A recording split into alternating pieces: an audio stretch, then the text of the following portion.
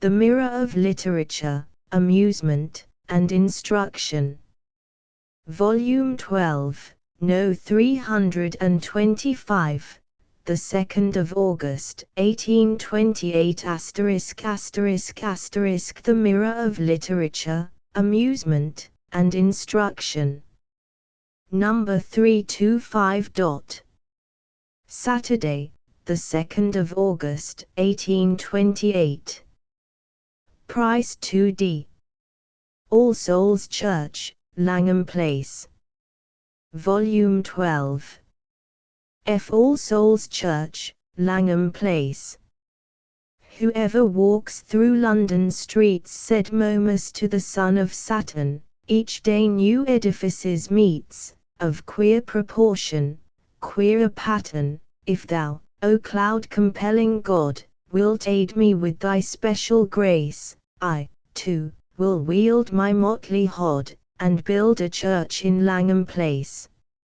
Agreed the Thunderer cries, go plant thine edifice, I care not how ill, take notice, earth.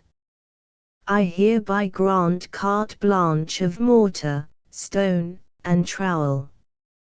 Go Hermes, Hercules, and Mars, fraught with these bills on Henry Hayes, drop with yon jester from the stars, and build a church in Langham Place. London Lyrics New Monthly Mag. Among all our specimens of contemporary church building, none has excited more animadversion than All Souls, Langham Place, erected in 1822 to 1825, from the designs of Mr. Nash. Its general effect is extraordinary and objectionable, but, unfortunately for what merit it really possesses, many of its assailants have so far disregarded the just principles of taste and criticism, as to go laboriously out of their way to be profanely witty on its defects.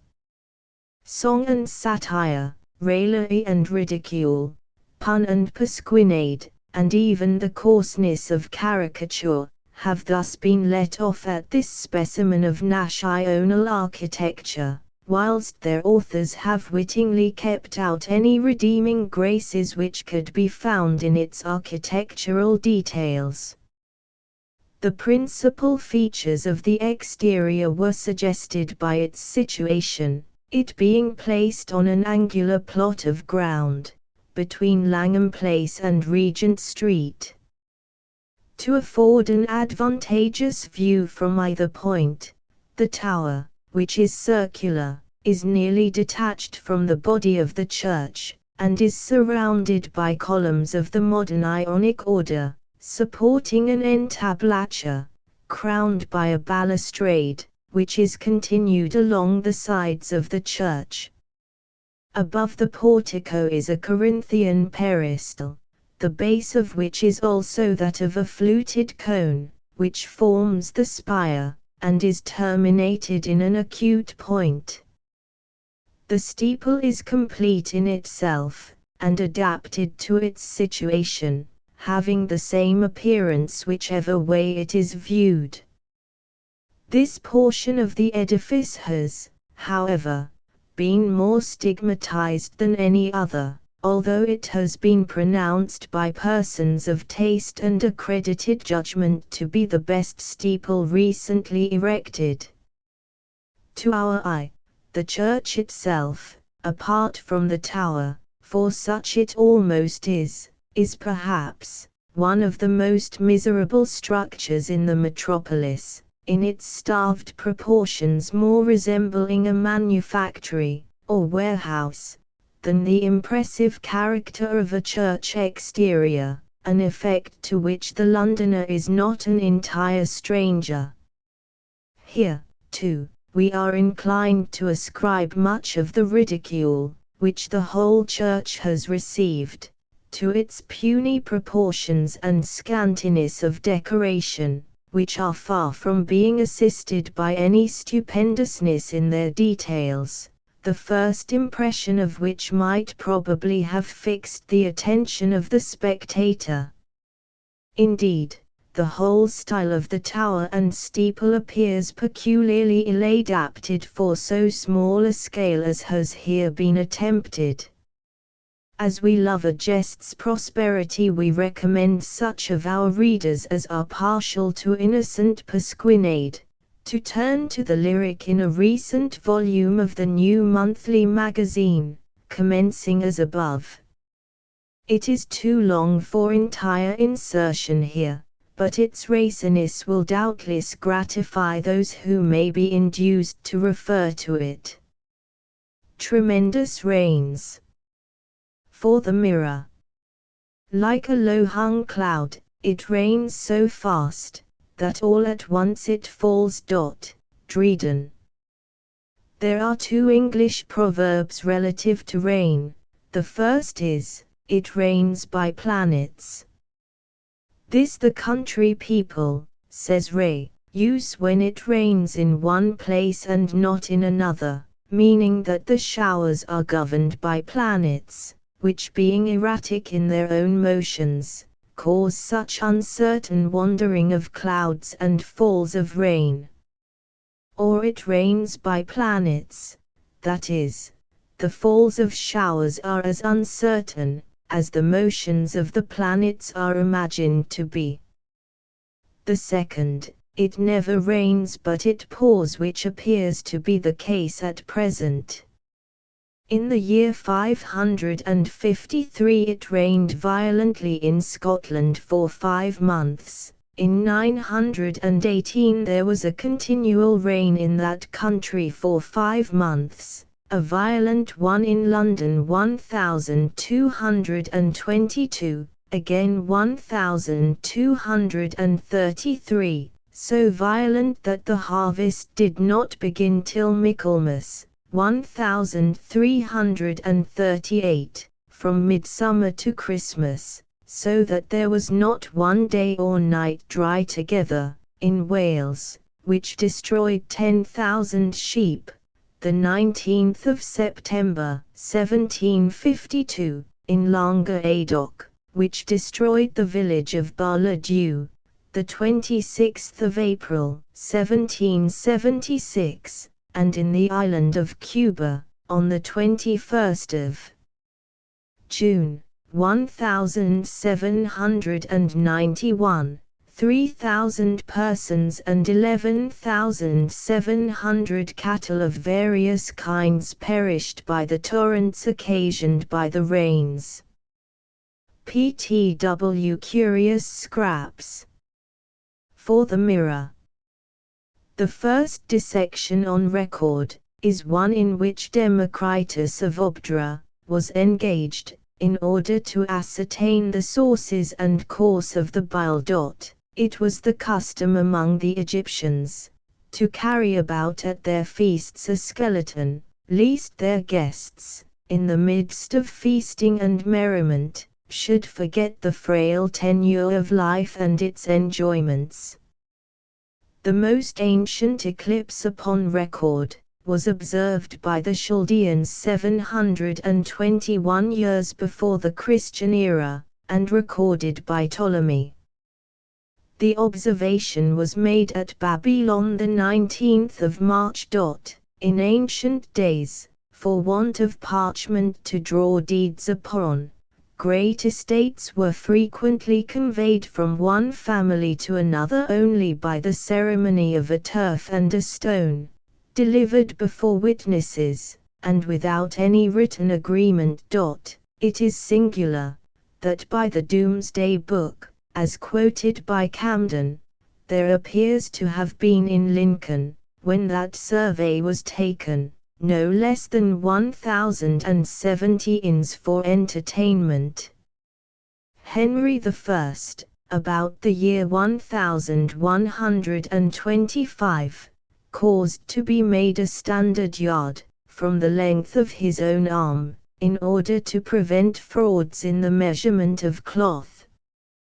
This standard is supposed to have been deposited, with other measures, and see in Winchester. He likewise, it is said, ordered halfpence and farthings to be made round, which before his time were square. The universities of Oxford and Cambridge were first called Studia or Studies. Edward the Confessor received yearly, from the manor of Barton, near Gloucester, 3,000 loaves of bread for the maintenance of his dogs. In the reign of Edward III, only 3 taverns might sell sweet wines in London, one in Cheap, one in Walbrook, and the other in Lombard Street. Lord Lyttelton, in his Life of Henry II, volume IP 50, says, "Most of our ancient historians give him the character of a very religious prince, but his religion was, after the fashion of those times, belief without examination, and devotion without piety." It was a religion that at the same time allowed him to pillage kingdoms, that threw him on his knees before a relic or a cross, but suffered him unrestrained to trample upon the liberties and rights of mankind. Again, his government was harsh and despotic, violating even the principles of that institution which he himself had established. Yet so far he performed the duty of a sovereign that he took care to maintain a good police in his realm, which, in the tumultuous state of his government, was a great and difficult work. How well he performed it, we may learn even from the testimony of a contemporary Saxon historian, who says, "During his reign a man might have travelled in perfect security all over the kingdom, with his bosom full of gold, nor durst any kill another in revenge of the greatest offences, nor offer violence to the chastity of a woman." But it was a poor compensation that the highways were safe, when the courts of justice were dens of thieves, and when almost every man in authority, or in office, used his power to oppress and pillage the people. Towards the close of the life of Henry IV, he kept the regal diadem always in his sight by day, and at night it shared his pillow. Once the Prince of Wales, whom Henry always suspected more than he loved, seeing his father in a most violent paroxysm of disease, removed the crown from his bed. The king on his recovery missed it, sent for his son, and taxed him with his impatience and want of duty, but the prince defended his conduct with such rational modesty, that Henry, convinced of his innocence, embraced and blessed him. "Alas," said Henry to his son, "you know too well how I gained this crown. How will you defend this ill-gotten possession?" "With my sword," said the prince, "as my father has done." Henry V was, perhaps, the first English monarch who had ships of his own. 2 of these, which sailed against Harflow, were called the King's Chamber and the King's Hall. They had purple sails, and were large and beautiful. Party rage ran so high in 1403, that an Act of Parliament was found necessary to declare pulling out of eyes and cutting out of tongues to be felony. Dr. Rush, of Philadelphia, in his inquiry into the effects of spirituous liquors on the human body, and their influence on the happiness of society, says, "Among the inhabitants of cities, spirits produce debts, disgrace, and bankruptcy. Among farmers, they produce idleness with its usual consequence, such as houses without windows, barns without roofs, gardens without enclosures, fields without fences, hogs without yokes, sheep without wool, meager cattle, feeble horses, and half-clad, dirty children, without principles, morals, or manners.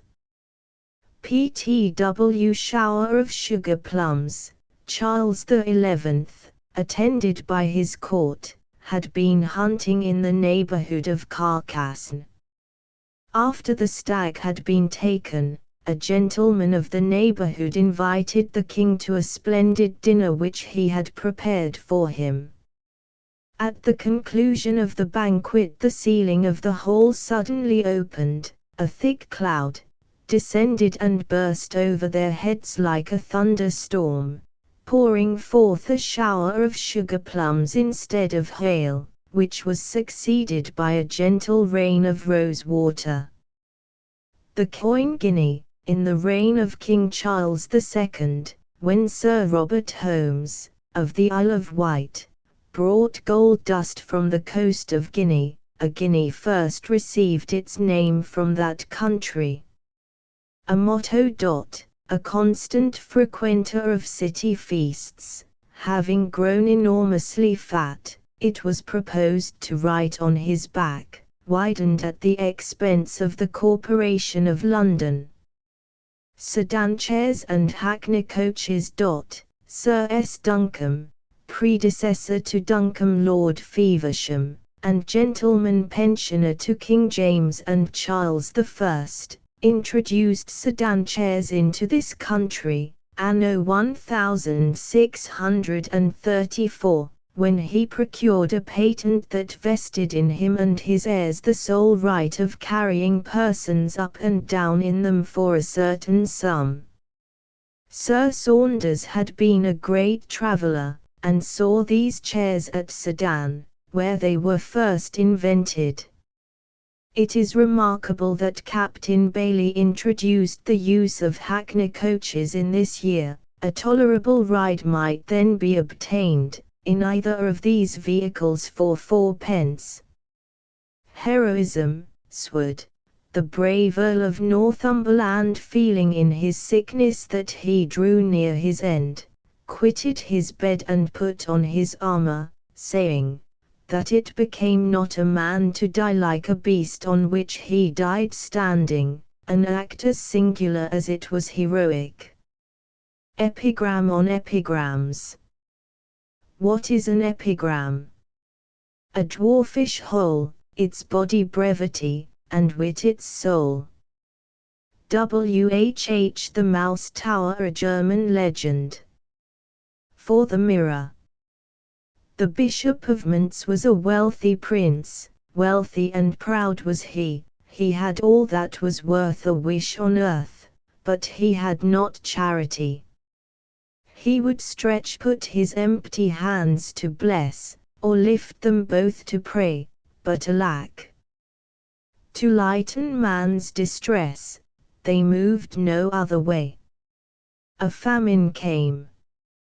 But his heart was still as hard as his pride was high, and the starving poor but thronged his door to curse him and to die. At length from the crowd rose a clamour so loud, that a cruel plot laid he opened one of his granaries wide, and bade them enter free. In they rushed the maid and the sire, and the child that could barely run. Then he closed the barn, and set it on fire, and burned them every one. And loud he laughed at each terrible shriek, and cried to his archer train, the merry mice, how shrill they squeak, they are fond of the bishop's grain. But mark, what an awful judgment soon on the cruel bishop fell. With so many mice his palace swarmed that in it he could not dwell. They gnawed the arras above and beneath, they eat each savoury dish up, and shortly their sacrilegious teeth began to nibble the bishop. He flew to his castle of Ehrenfels, by the side of the Rhine so fair, but they found the road to his new abode, and came in legions there. He built him, in haste, a tower tall in the tide, for his better assurance, but they swam the river, and scalded the wall, and worried him past endurance. One morning his skeleton there was seen, by a load of flesh the lighter. They had picked his bones uncommonly clean, and eaten his very mitre. Such was the end of the Bishop of Mentz, and oft at the midnight hour, he comes in the shape of a fog so dense, and sits on his old mouse tower. CKW Prussic acid. For the Mirror. The circumstance of Montgomery's recent suicide in Newgate has led me to send you the following remarks upon the nature and properties of that most violent poison, prussic acid, with which the unfortunate man terminated his existence. Were we to consider the constituent parts and properties of the most common things we are in the habit of daily using, and their poisonous and destructive natures, we should recoil at the deadly potion, and shrink from the loathsome draught we are about to take.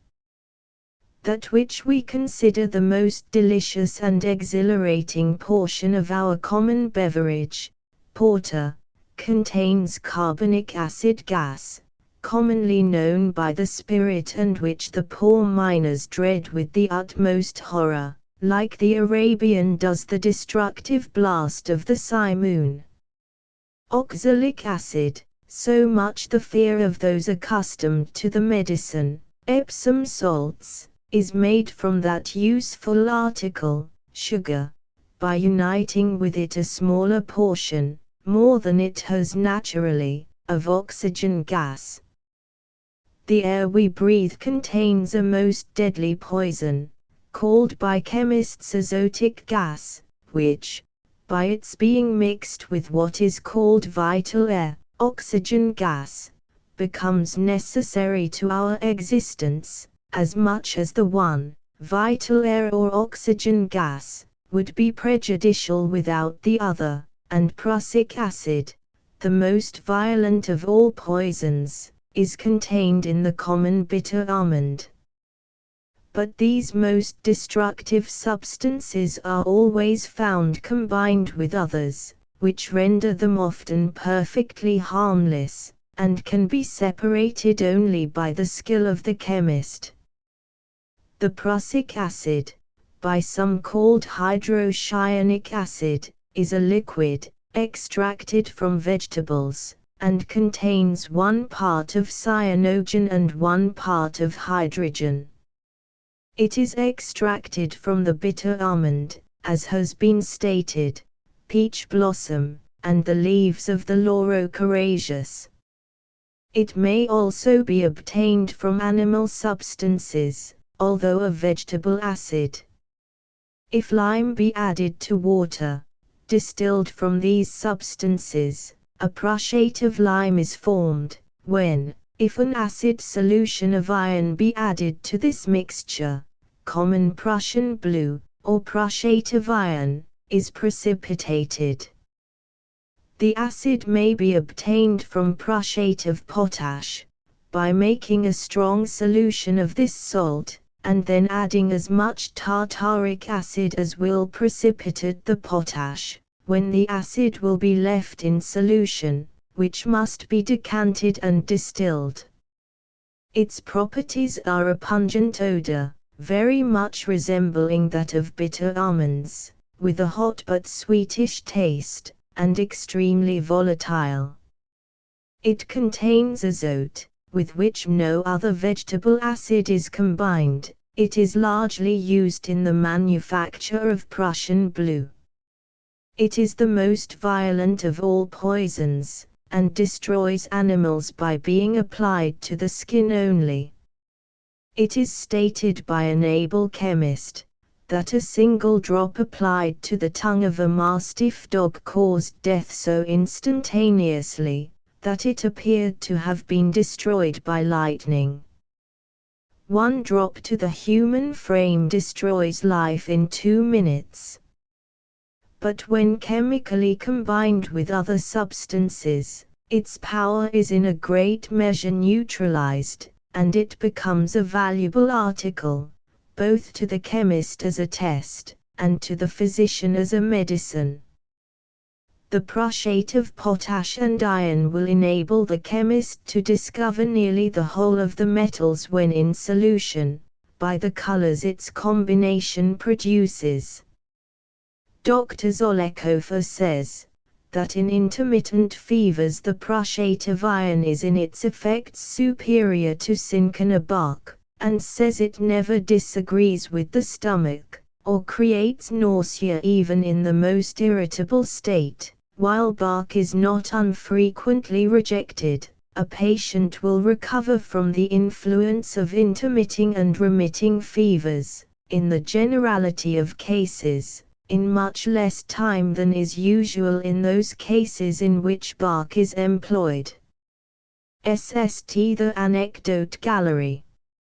Voltaire. Continued from page 64.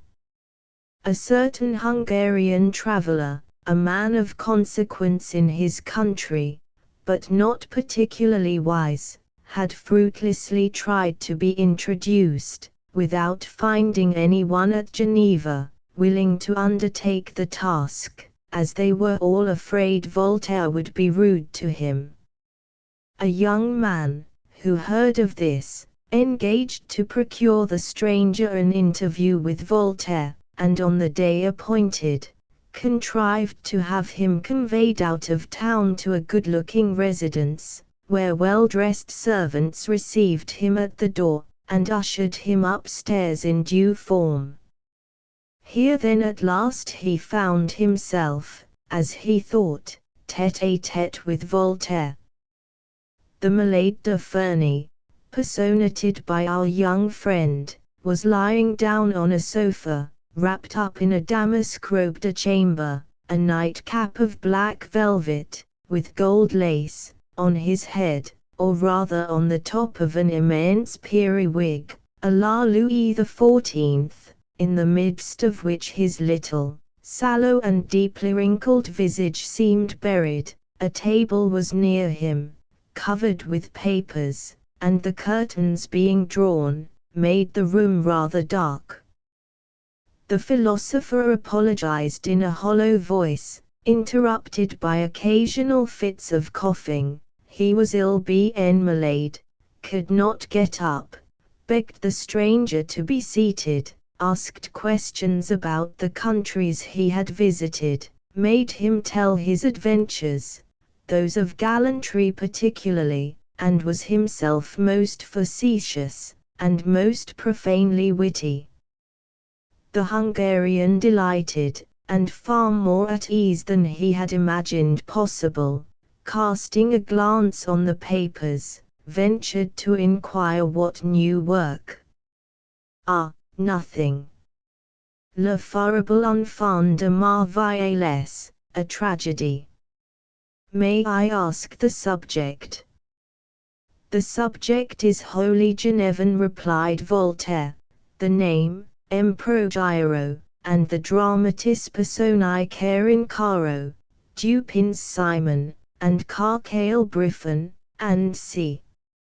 He then began to repeat, with great animation, a number of passages, to which his visitor listened in perfect raptures, but drew, meanwhile, a snuff-box from his pocket, and began to look attentively on him and on a picture on the lid.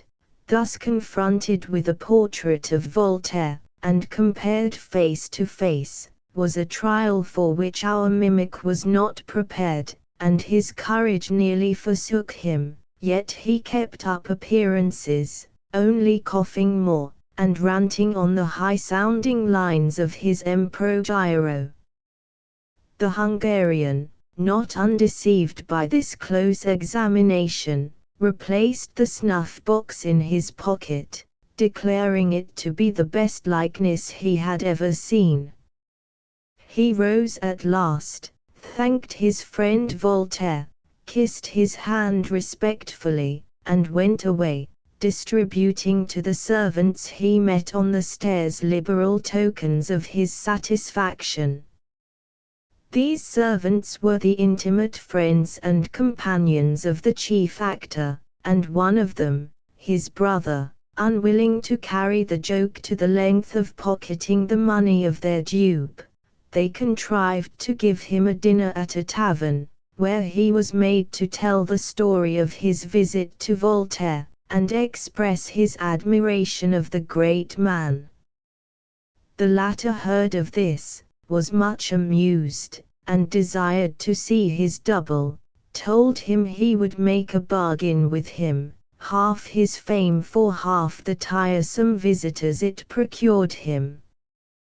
The poet lived like a prince, but kept his accounts like a citizen, knowing to a sous where his money went. A good deal of it was bestowed charitably, for he was munificent, and certainly much loved in his neighborhood.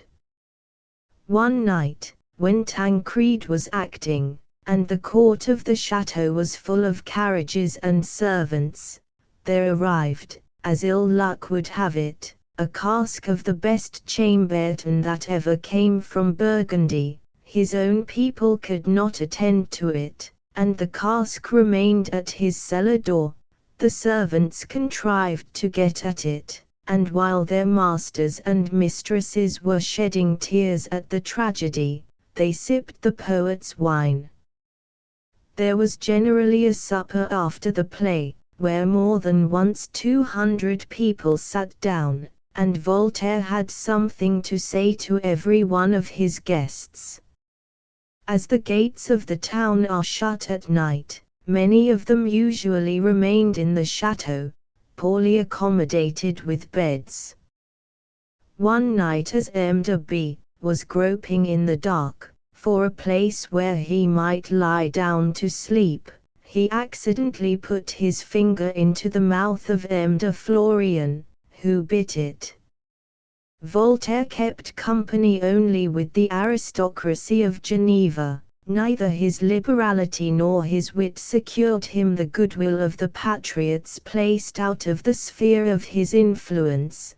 They only saw him a sham philosopher, without principles and solidity, a courtier, the slave of rank and fashion, the corrupter of their country, of which he made a jest. Quand je secoue ma perruque, he used to say, je poudre tout la République. Whatever might be Voltaire's antipathy to the visits of strangers at his chateau, he seems to have met with an equal specimen of that temper from an Englishman. When in London, he waited upon Congreve, the poet, and passed him some compliments as to the reputation and merit of his works. Congreve thanked him, but at the same time told Voltaire he did not choose to be considered as an author, but only as a private gentleman, and in that light expected to be visited. Voltaire answered, that if he had never been anything but a private gentleman, in all probability he had never been troubled with that visit. He also observes, in his own account of this affair, he was not a little disgusted with so unseasonable a piece of vanity. The memory of Voltaire and Rousseau is still cherished by the French people with great fondness. Their busts or figures in bronze or plaster are frequently met with, and remind one of penates, or household gods. Follow. Popular superstitions. Witchcraft. For the mirror. Why should the envious world throw all their scandalous malice upon me? Cause I am poor, deformed, and ignorant, and like a bow, buckled and bent together, by some more strong in mischiefs than myself, must I for that be made a common sink for all the filth and rubbish of men's tongues, to fall and run into. Some call me witch, and, being ignorant of myself, they go about to teach me how to be one, urging that my bad tongue, by their bad usage made so, forspeaks their cattle, doth bewitch their corn, themselves, their servants, and their babes at nurse. This they enforce upon me, and in part make me to credit it. Witch of Edmonton.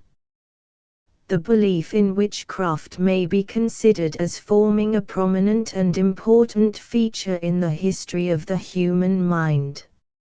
It is certainly one link of the degrading chain of superstitions which have long enslaved mankind, but which are now quivering to their fall. The desire for power to pry into hidden things, and more especially events to come, is inherent in the human race, and has always been considered as of no ordinary importance, and rendered the supposed possessors objects of reverence and fear.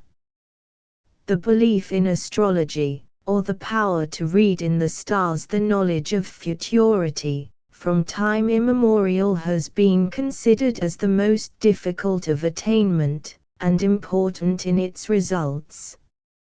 And by the aid of a little supernatural machinery, both magicians and astrologers exercised the most unlimited influence over the understandings of their adherents. An astrologer, only 2 or 3 centuries since, was a regular appendage to the establishments of princes and nobles. Sir Walter Scott has drawn an interesting portrait of one in Kenilworth, and the eagerness with which the Earl of Leicester listened to his doctrines and predictions, affords a good specimen of the manners of those times.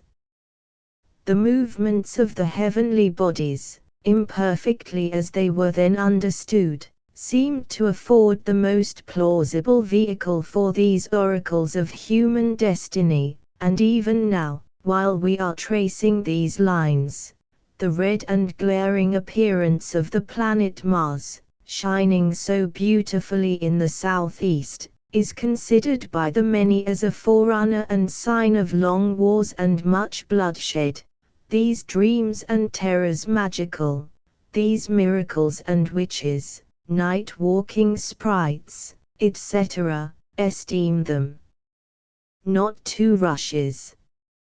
Mankind are universally prone to the belief in omens, and the casual occurrence of certain contingent circumstances soon creates the easiest of theories. Should a bird of good omen, in ancient times, perch on the standard, or hover about an army, the omen was of good import, and favorable to conquest. Should a raven or crow accidentally fly over the field of action, the spirits of the combatants would be proportionably depressed.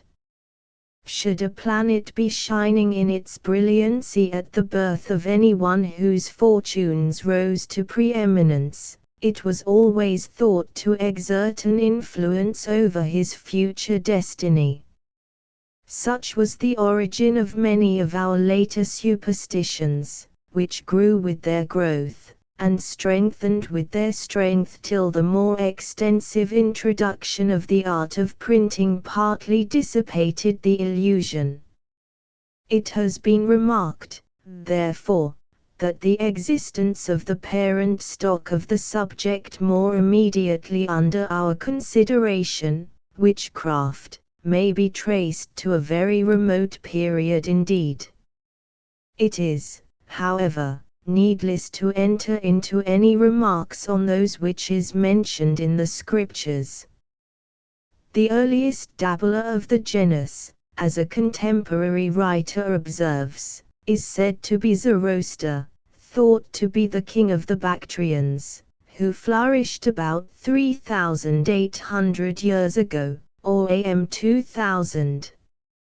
He is supposed to have been well versed in the arts of divination and astrology, and was the origin of the Persian Magi.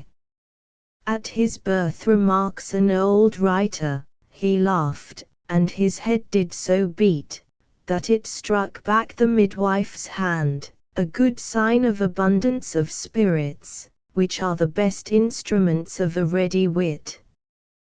The Magi in Persia, the Brahmins in India, the Chaldei in Assyria, the magicians of Arabia, the priesthood of Egypt, Greece, and Rome, and the Druids of Britain, were all members of a class which comprised astrology, omens, divination, conjuration, portents, chiromancy, and sorcery, and all united in the pursuit of enslaving mankind for the purposes of gain and power, with artfully devised schemes, and a skillful series of impostures, and we can easily imagine the influence they must have exercised over the minds of their proselytes, when we bear in mind the effect produced by similar contrivances in later days.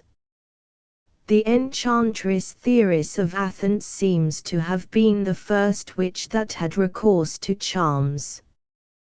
Demosthenes uses the terms both of witchery and imposture in speaking of her. This witch was put to death by the Athenians, an accomplice having displayed to them the charms, and by which she wrought her miracles. Our Saviour's words, that faith can remove mountains, are applicable particularly to the supposed powers of witchcraft, and the influence of charms and amulets in averting disease is well known. We have alluded, in our first paper, to the trial of Rose Cullender and Amy Duney, at Norwich, for witchcraft, and we now give the speech of Sir Thomas Browne, the celebrated physician of that period, 1664, to whom, in consequence of defect in the proof, the case was referred, which was the cause of their conviction. Sir Thomas Browne offered it as his opinion, that the devil, in such cases, did work upon the bodies of men and women, upon a natural foundation, that is, to stir up and excite such humours superabounding in their bodies to a great excess, whereby he did, in an extraordinary manner, afflict them with such distempers as their bodies were most subject to, as particularly appeared in the children of Dorothy Dunant, one of the indictments against the prisoners being for their bewitchment winking smiley for. He conceived that these swooning fits were natural, and nothing else but that they call the mother, but only heightened to a great excess by the subtlety of the devil co-operating with the malice of these, which we term witches, at whose instance he doth the villainies. The ceremony of initiation to the dreadful vocation and great powers of witchcraft was attended with considerable form and mystery. They call me hag and witch. What is the name? When, and by what art learned? With what spell, what charm or invocation, may the thing called _familiar_ be purchased? The older and more ugly the performer in these appalling ceremonies, the better. Some witches seem to have had the devil quite at their beck, but his visits to most of them appear to have been few and far between. The convention, remarks John Gall, an old writer, for such a solemn initiation being proclaimed, by some herald imp, to some others of the Confederation, on some great holy or Lord's Day, they meet in some church, either before the consecrated belleth tolled, or else very late, after all the services are past and over. The party, in some vesture for that purpose, is presented by some confederate or familiar to the Prince of Devils, sitting now in a throne of infernal majesty, appearing in the form of a man, only laboring to hide his cloven foot. To whom, after bowing and homage done, a petition is presented to be received into his association and protection, and first, if the which be outwardly Christian, baptism must be renounced, and the party must be rebaptized in the devil's name, and a new name is also imposed by him, and here must be godfathers too. But above all he is very busy with his long nails, in scraping and scratching those places of the forehead where the sign of the cross was made, or where the chrism was laid. Instead of both which, he impresses or renews the mark of the beast, the devil's flesh brand, upon one or other part of the body.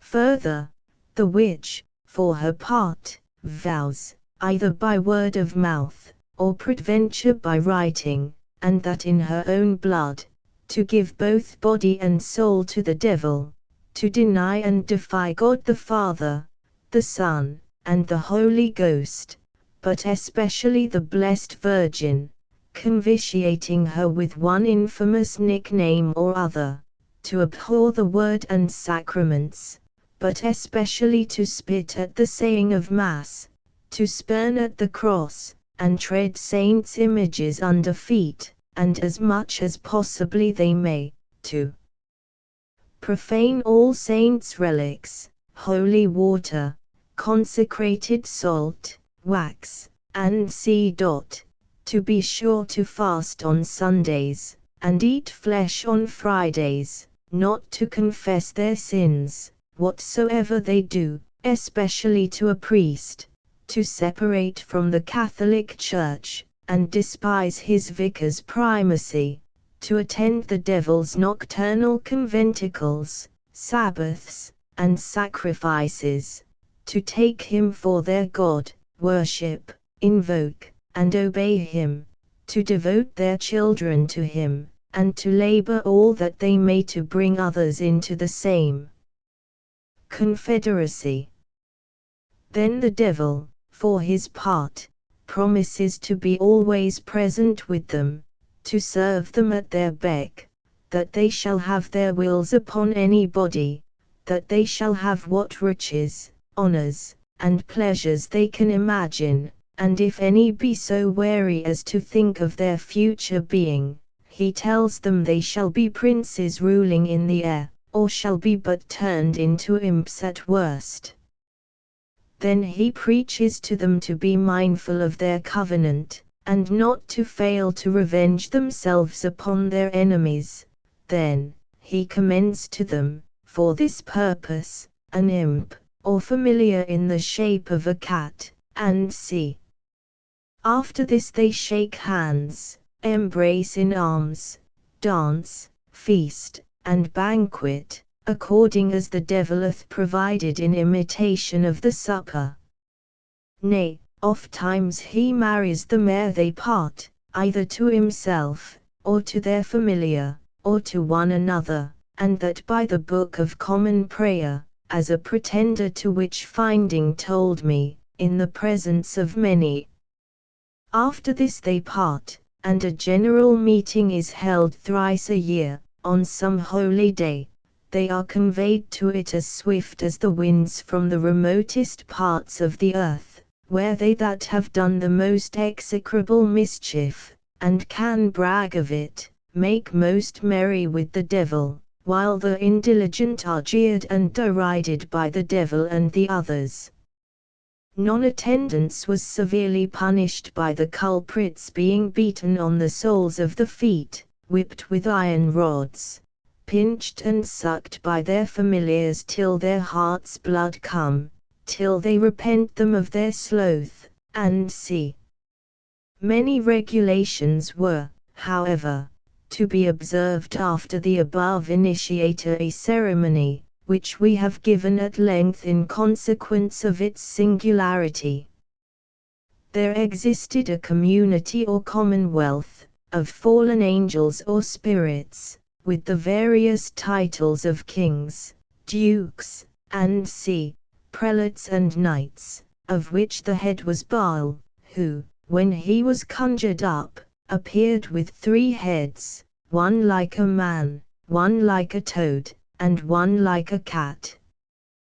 The title of king conferred no extra power. Indeed, Agars, the first duke, came in the likeness of a fair old man, riding upon a crocodile, and carrying a hawk on his fist, Marbus, who appeared in the form of a mighty lion, Amon, a great and mighty Marx, who came abroad in the likeness of a wolf, having a serpent's tail, and breathing out and spitting flames of fire, and was one of the best and kindest of devils, with 6 to 5 more of these master spirits, enumerated in Scott, appeared to be entirely and exclusively appropriated to the service of witches, were like possessed of nearly similar power, and had many hundreds of legions of devils, each legion 6,666 in number, at their command. There were stated times for each rank of devils to be called on, for they ought not to be invoked rashly or at all seasons, and the following extracts from Reginald Scott are fully explanatory of the formalities to be observed on these occasions. The hours wherein the principal devils may be raised. A king may be raised from the 3rd hour till no one, and from the 9th hour till evening. Dukes may be raised from the 1st hour till noon, and clear weather is to be observed. Marquises may be raised from the 9th hour till Carmpline, and from Carmpline till the end of day. Counts, or earls, may be raised at any hour of the day, so it be in the woods or fields, where men resort not. Prelates likewise may be raised at any hour of the day. A president may not be raised at any hour of the day, except the king, whom he obeyeth, be invocated, nor at the shutting in of the evening. Nights from day dawning till sun rising, or from evensong till sunset. The form of adjuring and citing the spirits aforesaid to appear. When you will have any spirit, you must know his name and office. You must also fast and be clean from all pollution 3 or 4 days before, so will the spirit be more obedient unto you. Then make a circle, and call up the spirit with great intention, rehearse in your own name, and your companions, for one must always be with you, this prayer following, and so no spirit shall annoy you, and your purpose shall take effect. And note how THW prayer agreeth with popish charms and conjurations. The prayer alluded to, see Scott's Discovery, B15, C2, is of the most diabolical and blasphemous nature. A contemporary writer observes, that there is not the least doubt but that the witches of the olden time observed all the formalities of these ridiculous and disgusting ceremonies to the very letter. In later times, however, though the formalities were quite simple, yet the hag of the 16th century exercised her vocation with all its ancient potency. The broomstick has been the theme of many a story connected with this subject, as men in sleep, though motionless they lie, fledged by a dream, believe they mount and fly, so witches some enchanted wand bestride and think they through the airy regions ride. But the reason of its possessing such extensive powers of locomotion, or rather aerostation, is not generally understood. The witches either steal or dig dead children out of their graves, which are then seethed in a cauldron, and the ointment and liquid so produced enables them, observing certain ceremonies, to immediately become a master, or rather a mistress, in the practice or faculty of flying in the air, high in air. Amid the rising storm, wrapped in midnight, her doubtful form appears and fades. Her spirits are abroad. They do her bidding. Hark to that shriek! In addition to the above, they possessed another very useful faculty, for the transfer of the patent of which, I doubt not, scores of adventurers would have given a tolerable consideration. It is briefly that of sailing in an egg-shell, a cockle, or a mussel shell, through and under the tempestuous seas. From the length to which this article has extended, I must reserve an account of witch-finders, charms, dreams, and confessions, and see for the next and concluding paper. Vivian. Spirit of Discovery. Paper from straw. At a recent meeting of the Royal Institution, there were exhibited some specimens of paper manufactured from straw, by a new process. Hardening steel. From the observation of travelers, that the manufacture of Damascus blades was carried on only during the time when the north winds occurred, Emanazov made experiments on the hardening of steel instruments, by putting them, when heated, into a powerful current of air, instead of quenching them in water. From the experiments already made, he expects ultimate success. He finds that, for very sharp-edged instruments, this method is much better than the ordinary one, that the colder the air and the more rapid its stream, the greater is the effect. The effect varies with the thickness of the mass to be hardened. The method succeeds well with case-hardened goods. From the French. Detection of blood.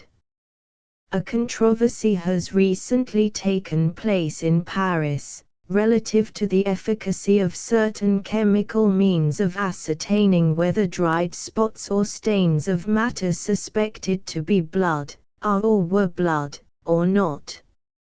M. Orfila gives various chemical characters of blood under such circumstances, which he thinks sufficient to enable an accurate discrimination.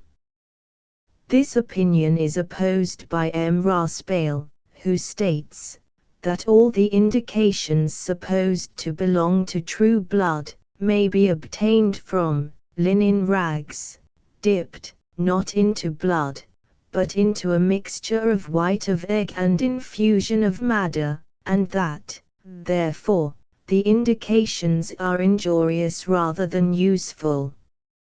Cedars of Lebanon. Mr. Wolfe, the missionary, counted on Mount Lebanus 13 large and ancient cedars, besides the numerous small ones, in the whole 387 trees.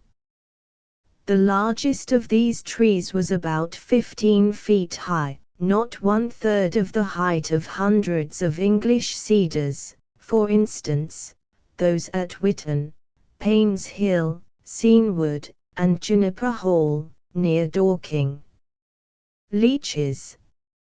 In the medical repository, a case is quoted, where some leeches, which had been employed first on a syphilitic patient and afterwards on an infant, communicated the disease to the latter. Stinging flies. There is a fly which exteriorly much resembles the house fly, and which is often very troublesome about this time. This is called the stinging fly, one of the greatest plagues to cattle, as well as to persons wearing thin stockings. Mont Blanc. The height of Mont Blanc and of the Lake of Geneva has lately been carefully ascertained by M. Roger, an officer of engineers in the service of the Swiss Confederation. The summit of the mountain appears to be 4,435 meters, or 14,542 English feet above the Lake of Geneva, and the surface of the lake 367 meters, or 1,233 English feet above the sea. The mountain is, therefore, 15,775 feet above the level of the sea. Bird catching. The golden-crested wren may be taken by striking the bough upon which it is sitting, sharply, with a stone or stick. The timid bird immediately drops to the ground, and generally dead. As their skins are tender, those who want them for stuffing will find this preferable to using the gun. Mag. Nat. Hist. Shower of herrings in Rossshire. In April last, as Major Forbes, of Fodderty, in Strathpfeffer, was traversing a field on his farm, he found a considerable portion of the ground covered with herring fry, of from 3 to 4 inches in length. The fish were fresh and entire, and had no appearance of being dropped by birds, a medium by which they must have been bruised and mutilated. The only rational conjecture that can be formed of the circumstance is, that the fish were transported thither in a waterspout, a phenomenon that has before occurred in the same county. The Firth of Dingwall lies at a distance of 3 miles from the place in question, but no obstruction occurs between the field and the sea. The whole is a level strath or plain, and waterspouts have been known to travel even farther than this. Inverness Courier. Spanish asses. The Duke of Buckingham has, at his seat at Avington, a team of Spanish asses, resembling the zebra in appearance, which are extremely tractable, and take more freely to the collar than any of our native species. Drawing instrument. An ingenious invention of this description was recently exhibited at the Royal Institution. A pencil and a small bead are so connected together by means of a thread passing over pulleys, that if a person, looking through an eyepiece, will hold the pencil upon a sheet of paper, and then, watching the bead, will move his hand, so that the bead shall trace the lines of any object that is selected or looked at, he will find that, whilst he has been doing this, he has also made a drawing of the subject upon the paper, for the pencil and the bead describe exactly the same lines, though upon different planes. Thus, a drawing is made, without even looking at the paper, but solely at the object. White cats.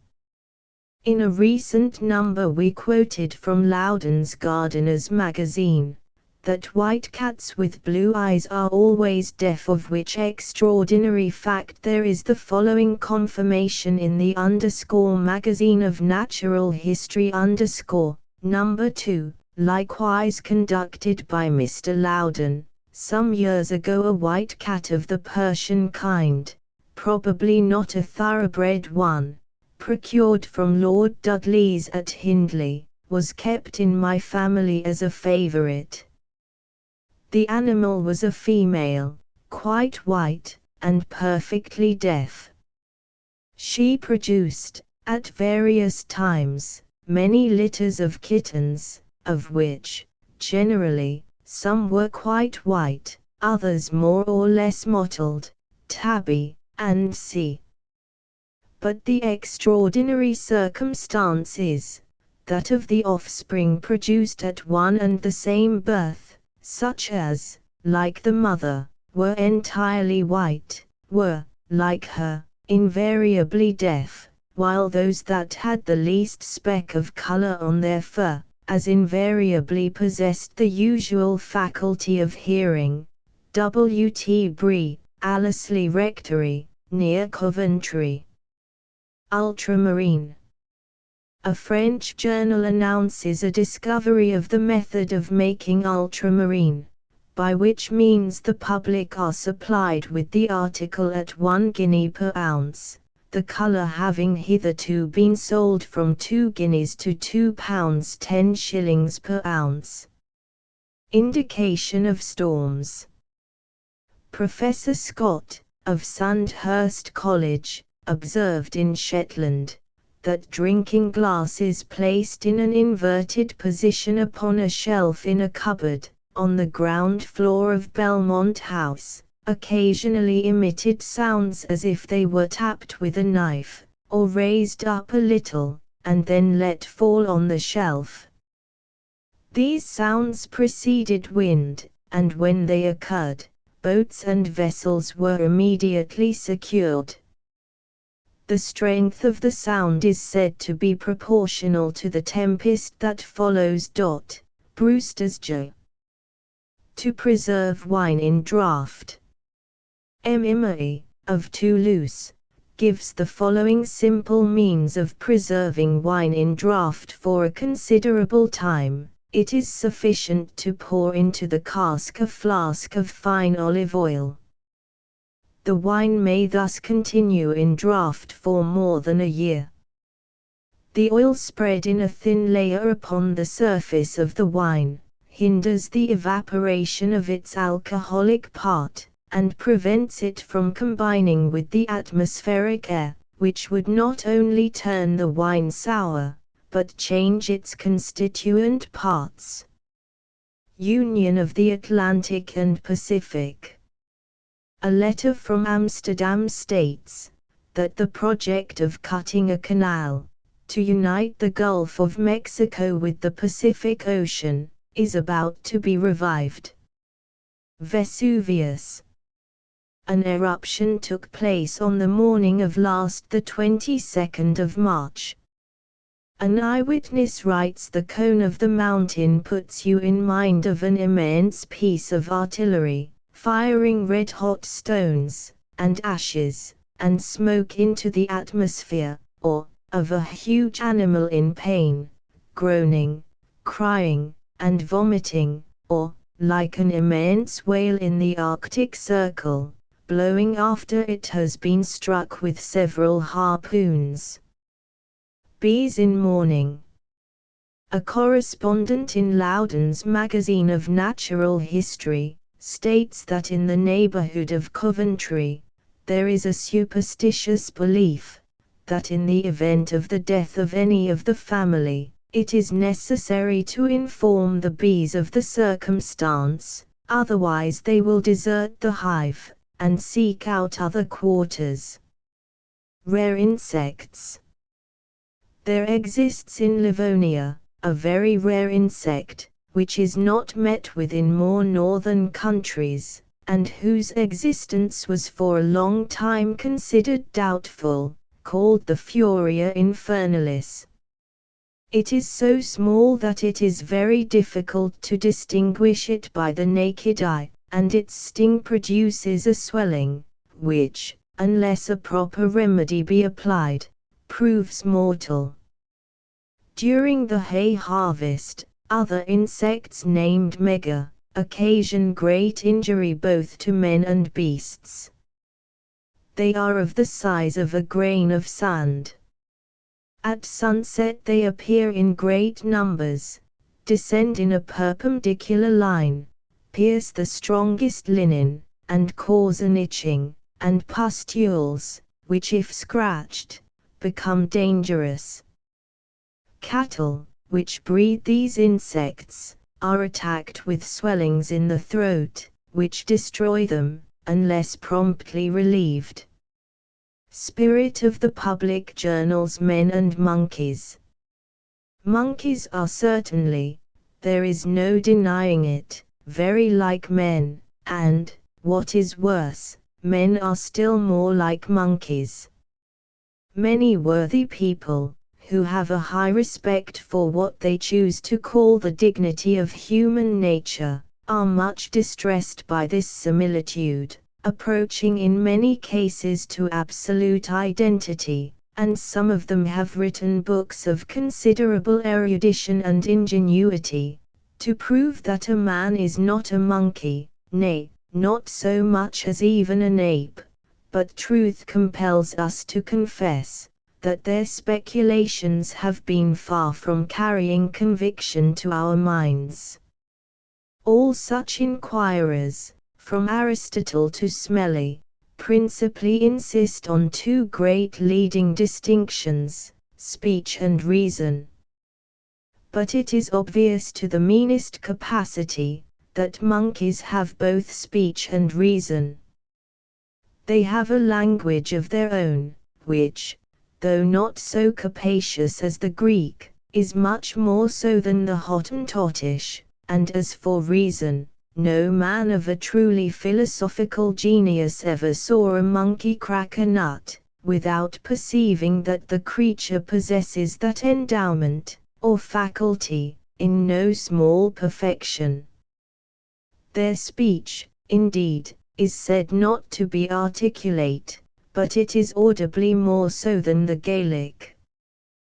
The words unquestionably do run into each other, in a way that, to our ears, renders it rather unintelligible, but it is contrary to all the rules of sound philosophizing, to confuse the obtuseness of our own senses with the want of any faculty in others. And they have just as good a right to maintain, and to complain of, our inarticulate mode of speaking, as we have of theirs, indeed much more, for monkeys speak the same, or nearly the same, language all over the habitable globe, whereas men, ever since the Tower of Babel, have kept chattering, muttering, humming, and hawing, in divers ways and sundry manners, so that one nation is unable to comprehend what another would be at, and the earth groans in vain with vocabularies and dictionaries.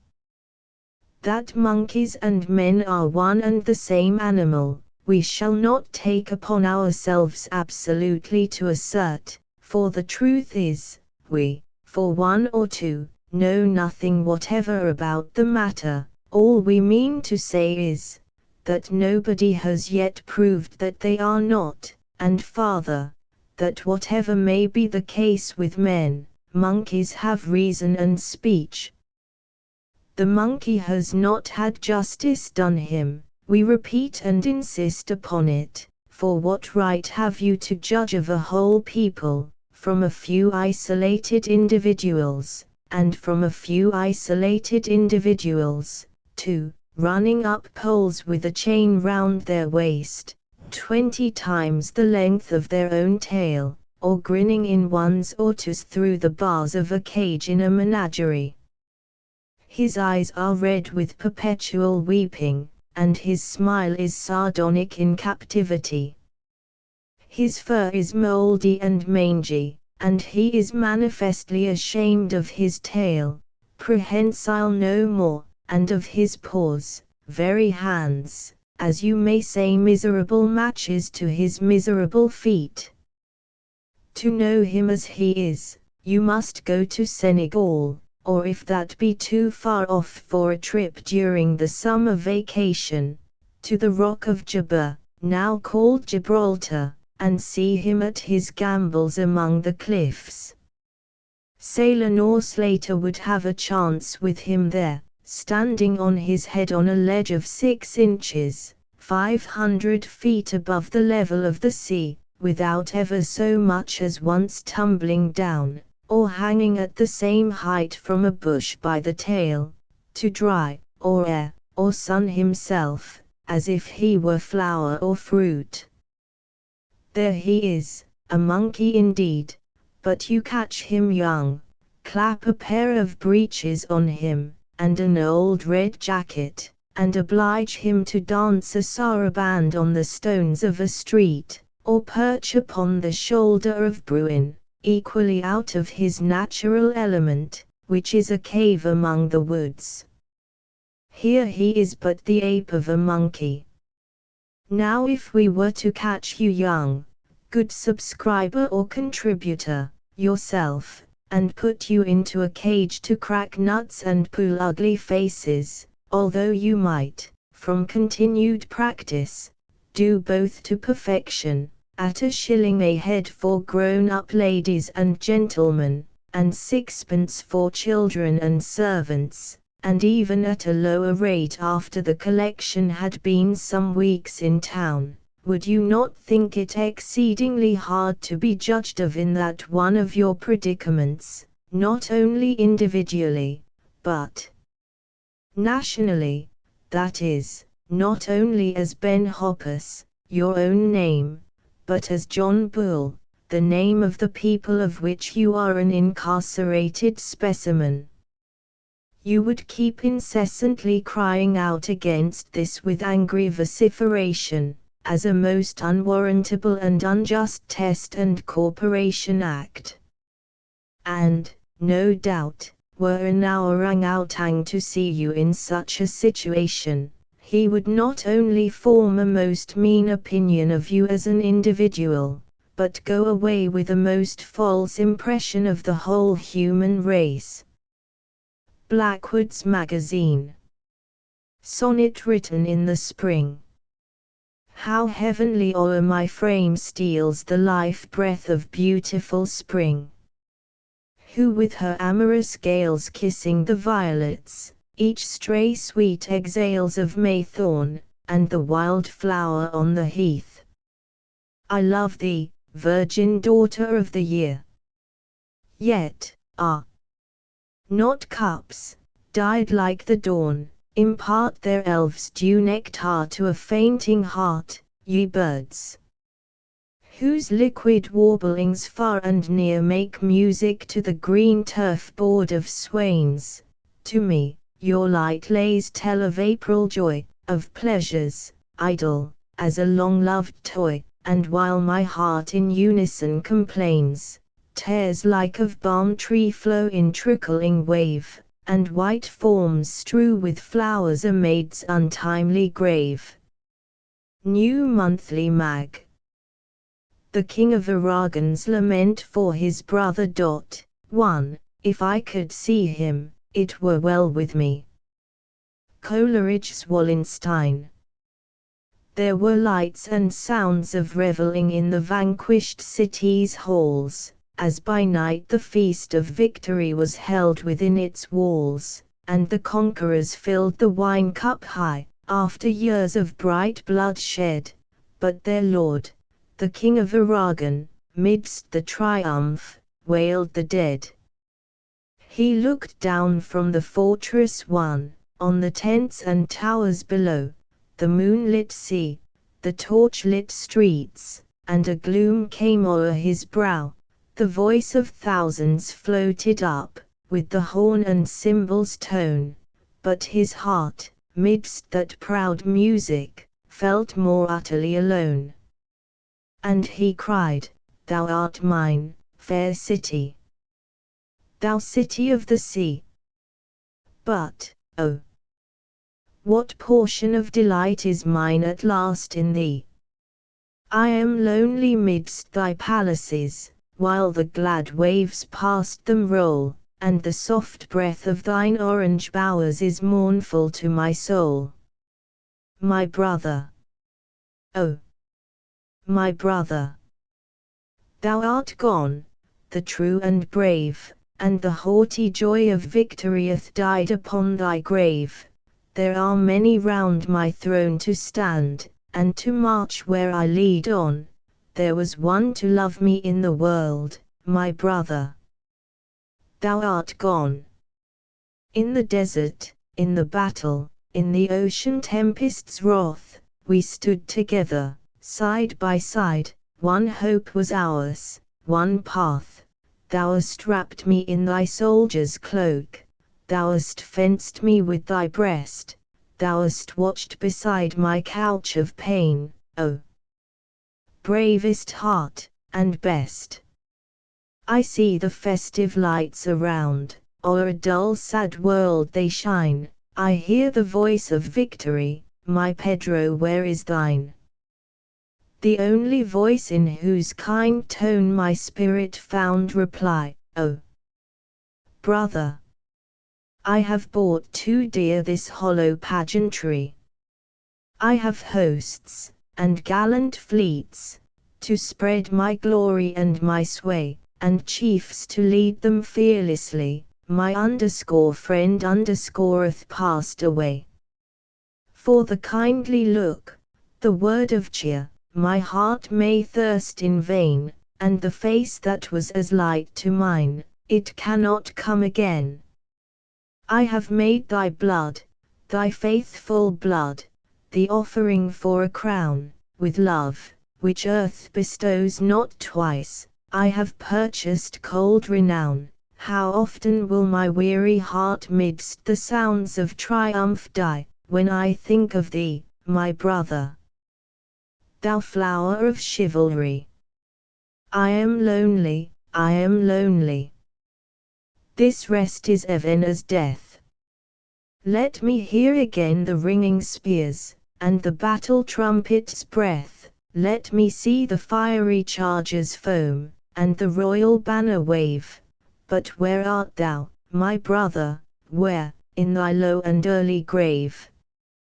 And louder swelled the songs of joy through that victorious night, and faster flowed the red wine forth, by the stars and torches' light, but low and deep, amidst the mirth, was heard the conqueror's moan, my brother.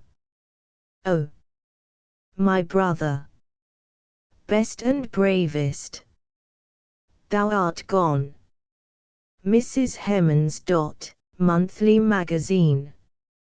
A Summer Tour. If called upon to propose any summer's journey for a young English traveller, and it is a call often made with reference to continental tours, we might reasonably suggest the coasts of Great Britain, as affording every kind of various interest, which can by possibility be desired.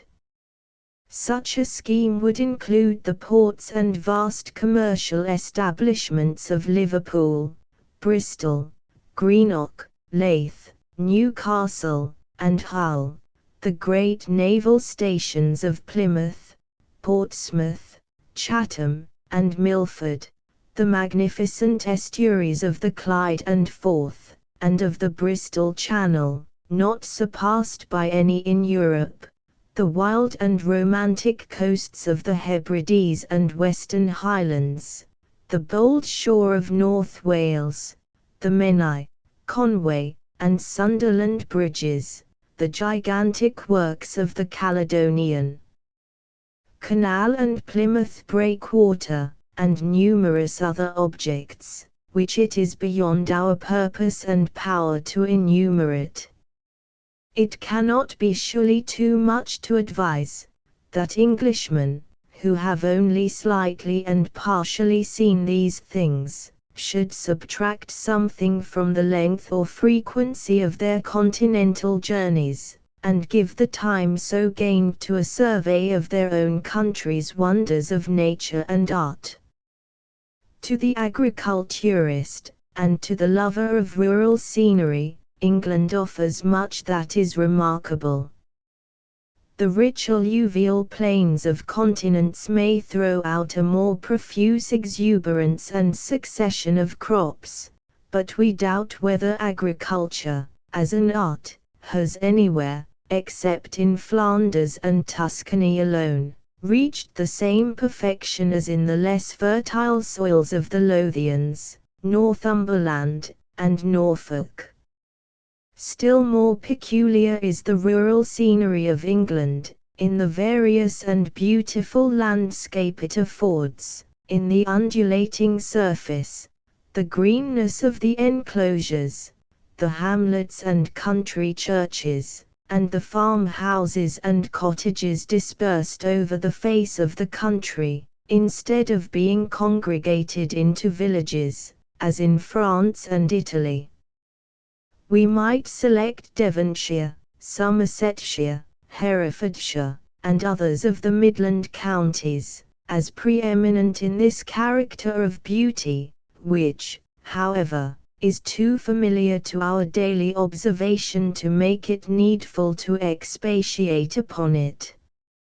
Nor will our limits allow us to dwell upon that bolder form of natural scenery which we possess in the Highlands of Scotland, in Wales, Cumberland, and Derbyshire, and which entitles us to speak of this island as rich in landscape of the higher class. In the scale of objects, it is true that no comparison can exist between the mountain scenery of Britain and that of many parts of the continent of Europe. But it must be remembered that magnitude is not essential to beauty, and that even sublimity is not always to be measured by yards and feet. A mountain may be loftier, or a lake longer and wider, without any gain to that picturesque effect, which mainly depends on form, combination, and coloring. Still, we do not mean to claim in these points any sort of equality with the Alps, Apennines, or Pyrenees, or to do more than assert that, with the exception of these, the more magnificent memorials of nature's workings on the globe, our own country possesses as large a proportion of fine scenery as any part of the continent of Europe. Q. Reverend notes of a reader Herodotus. Perhaps few persons are aware how often they imitate this great historian. Thus, says the Edinburgh Review, children and servants are remarkably Herodotian in their style of narration. They tell everything dramatically. Their says he's and says she's are proverbial. Every person who has had to settle their disputes knows that, even when they have no intention to deceive, their reports of conversation always require to be carefully sifted. If an educated man were giving an account of the late change of administration, he would say, Lord Goderic resigned, and the King, in consequence, sent for the Duke of Wellington. A porter tells the story as if he had been behind the curtains of the royal bed at Windsor, so Lord Goderic says, I cannot manage this business, I must go out. So the King, says he, well, then, I must send for the Duke of Wellington, that's all. This is in the very manner of the father of history. Splendor of the Church of Rome. In the days of her power and importance, the Church of Rome numbered amongst her vassals and servants the most renowned spirits of the earth. She called them from obscurity to fame, and to all who labored to spread and sustain her influence, she became a benefactress. Her wealth was immense, for she drew her revenue from the fear or superstition of man, and her spirit was as magnificent as her power. The cathedrals which she everywhere reared are yet the wonders of Europe for their beauty and extent, and in her golden days, the priests who held rule within them were, in wealth and strength, little less than princes. For a time her treasure was wisely and munificently expended, and the works she wrought, and the good deeds she performed, are her honor and our shame. She spread a table to the hungry, she gave lodgings to the houseless, welcomed the wanderer, and rich and poor, and learned and illiterate, alike received shelter and hospitality. Under her roof the scholar completed his education, the historian sought and found the materials for his history, the minstrel chanted lays of mingled piety and love for his loaf and aliment, the sculptor carved in wood, or cast in silver, some popular saint, and the painter gave the immortality of his colors to some new legend or miracle. All who have visited the cathedrals and churches of the continent, or who have studied their history at home, must acknowledge the truth and force of these excellent observations. They are copied from an ably written article on the history of Italian painting, in the second number of the Foreign Review. Frederick the Great, in a letter to Voltaire, says, "I look on men as a herd of deer in a great man's park, whose only business is to people the enclosures." This is one of the great men of history. Potatoes. A few years after the discovery, potatoes were carried to Spain at first as sweetmeats and delicacies. Oviedo says that they were a dainty dish to set before the king. Labat describes potatoes 100 years ago, as cultivated in Western Africa, and says of them, "Il y en Irlande, it en Angleterre," and that he had seen very good ones at Rochelle. Painting represents nature, or poetic nature at the most, and, therefore, addresses itself as much as poetry does to the feeling and imagination of man. Though it deals in nature exalted by genius, embellished by art and purified by taste, still it is nature, still it makes its appeal to the men of this world, and by them it is applauded or condemned.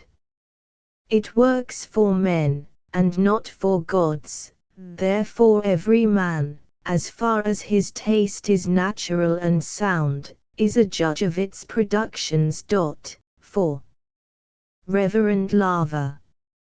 Such of our readers as are not addicted to epicurism may have been somewhat puzzled at the display of fine fresh lava in the Italian warehouses and provision shops of the metropolis.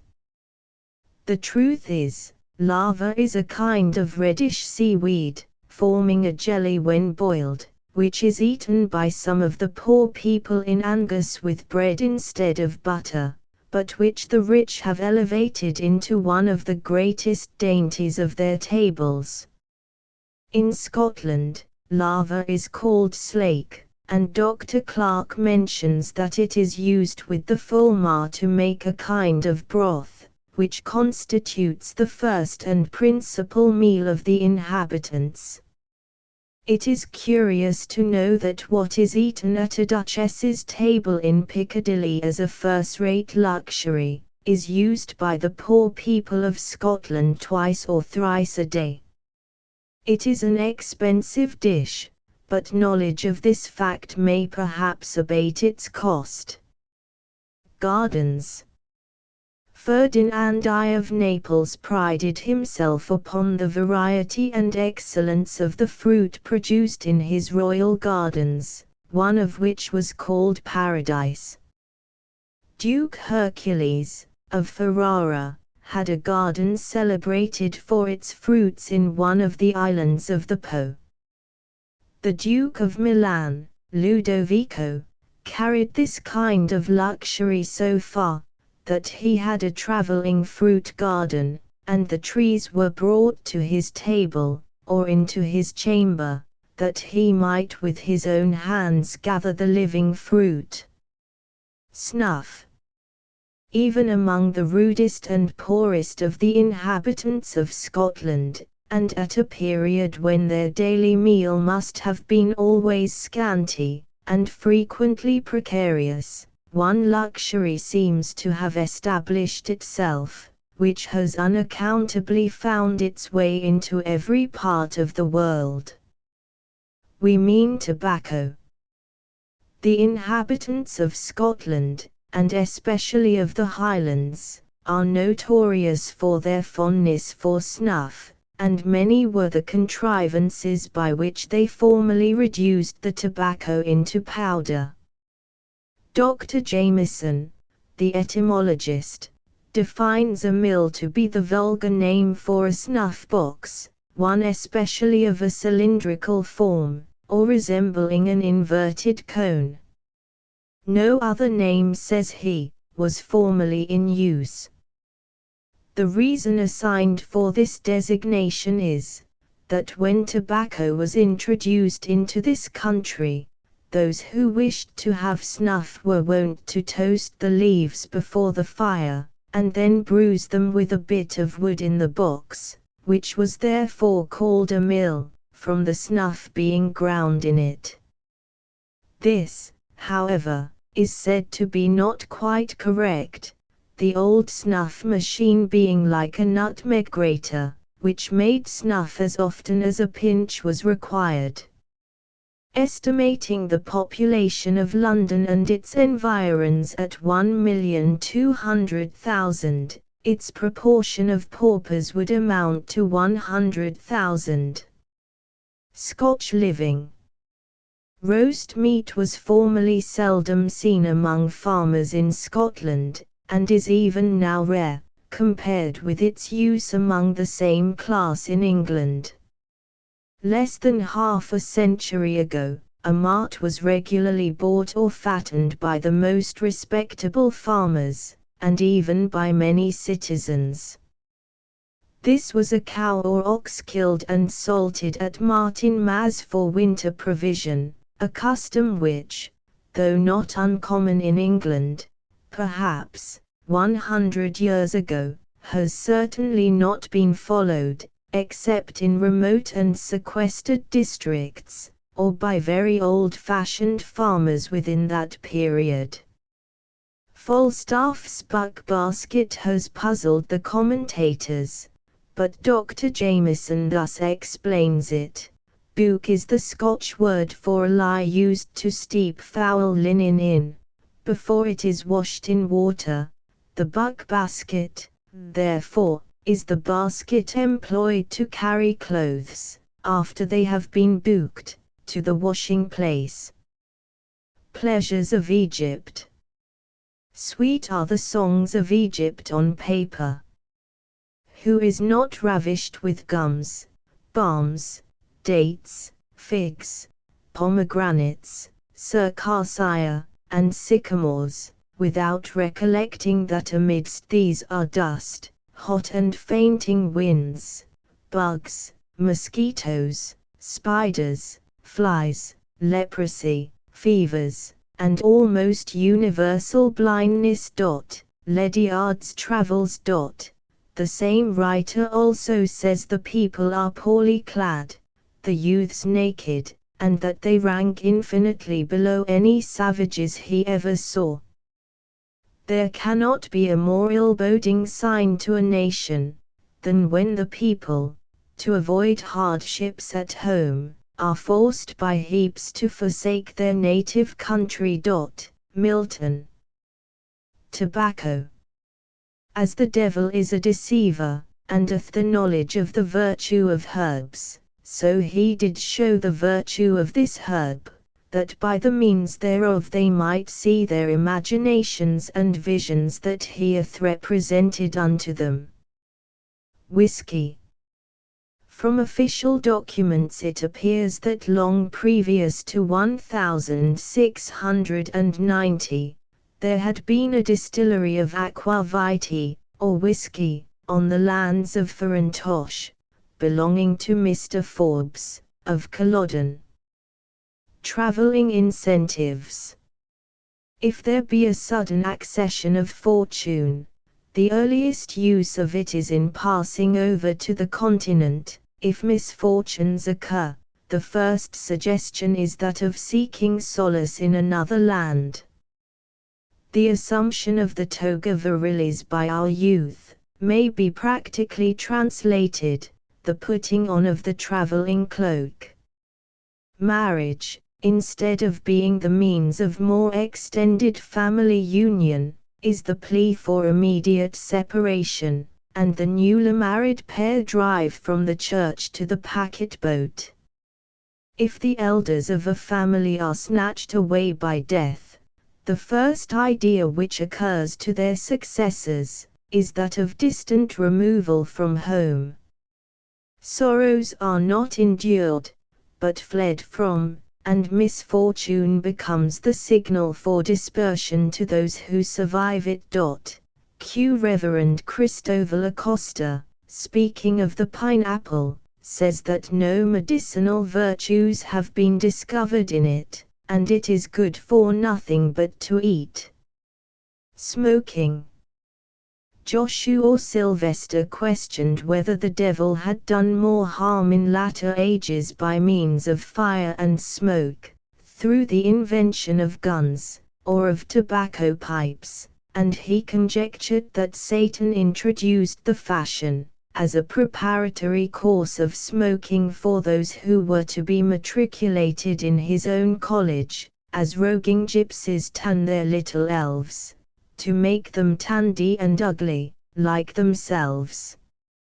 Law must be kept as a garden, with frequent digging, weeding, turning, and for that which was in one age convenient, and, perhaps, necessary, becomes in another prejudicial. Roger North. The Gatherer. A snapper up of unconsidered trifles. Shakespeare. The Wife's Complaint.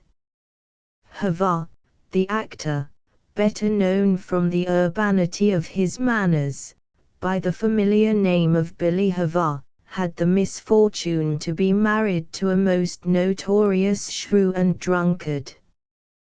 One day dining at Garrick's, he was complaining of a violent pain in his side. Mrs. Garrick offered to prescribe for him. "No, no," said her husband, "that will not do, my dear. Billy has mistaken his disorder, his great complaint lies in his rib." How to secure a coach.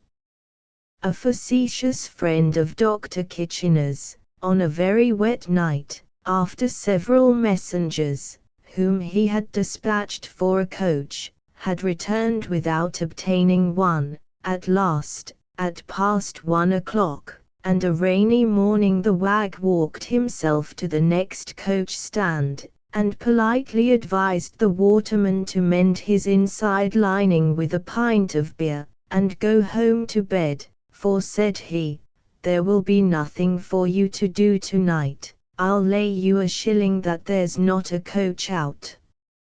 "Why, will you, your honour?" "Then done," cried Mr. Waterman. "But are you really serious? 'Cause, if so be as you be, I must make haste and go and get one." Being assured he would certainly touch the 12 penny if he did, he trotted off on his nag at 10 toes, and in 10 minutes returned with a leathern conveyance.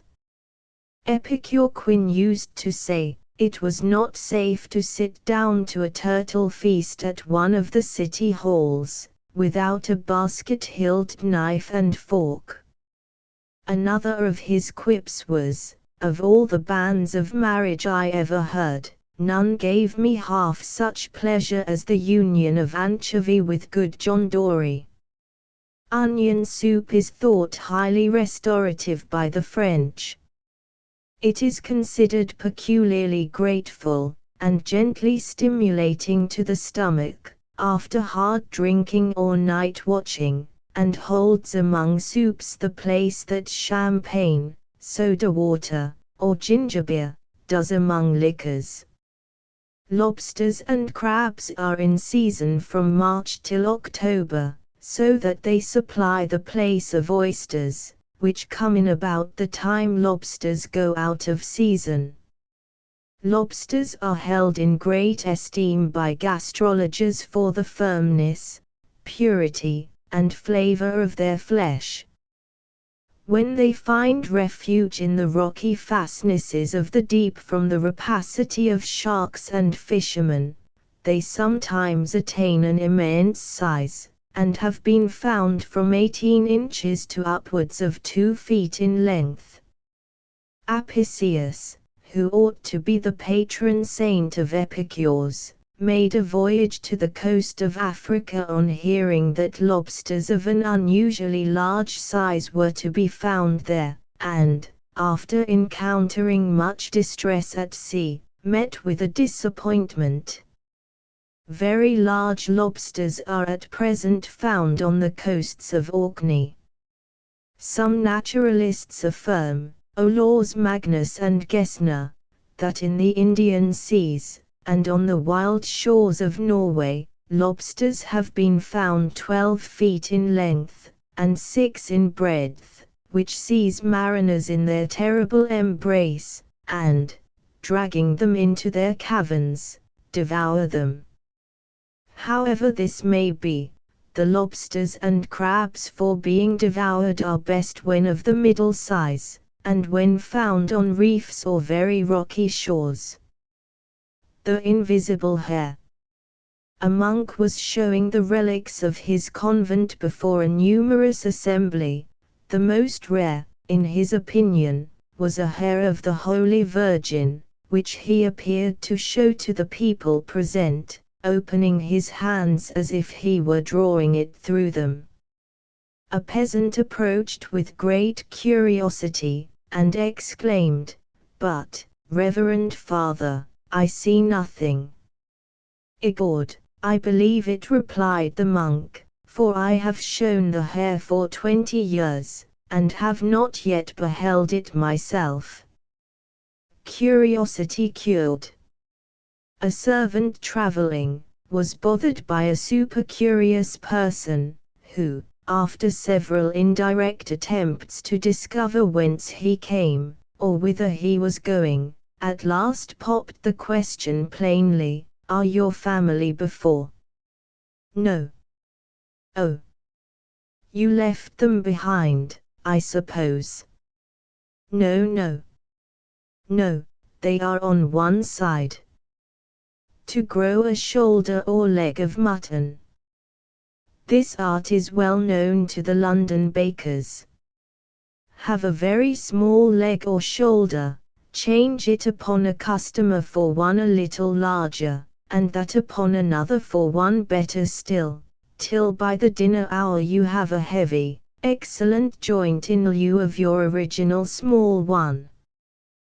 Printed and published by J. Limbird, 143, Strand, London, sold by Ernest Fleischer, 626, Newmarket, Leipzig, and by all newsmen and booksellers. Footnotes: 1. The grief of Ferdinand, King of Aragon, for the loss of his brother, Don Pedro, who was killed during the siege of Naples, is affectingly described by the historian Mariana.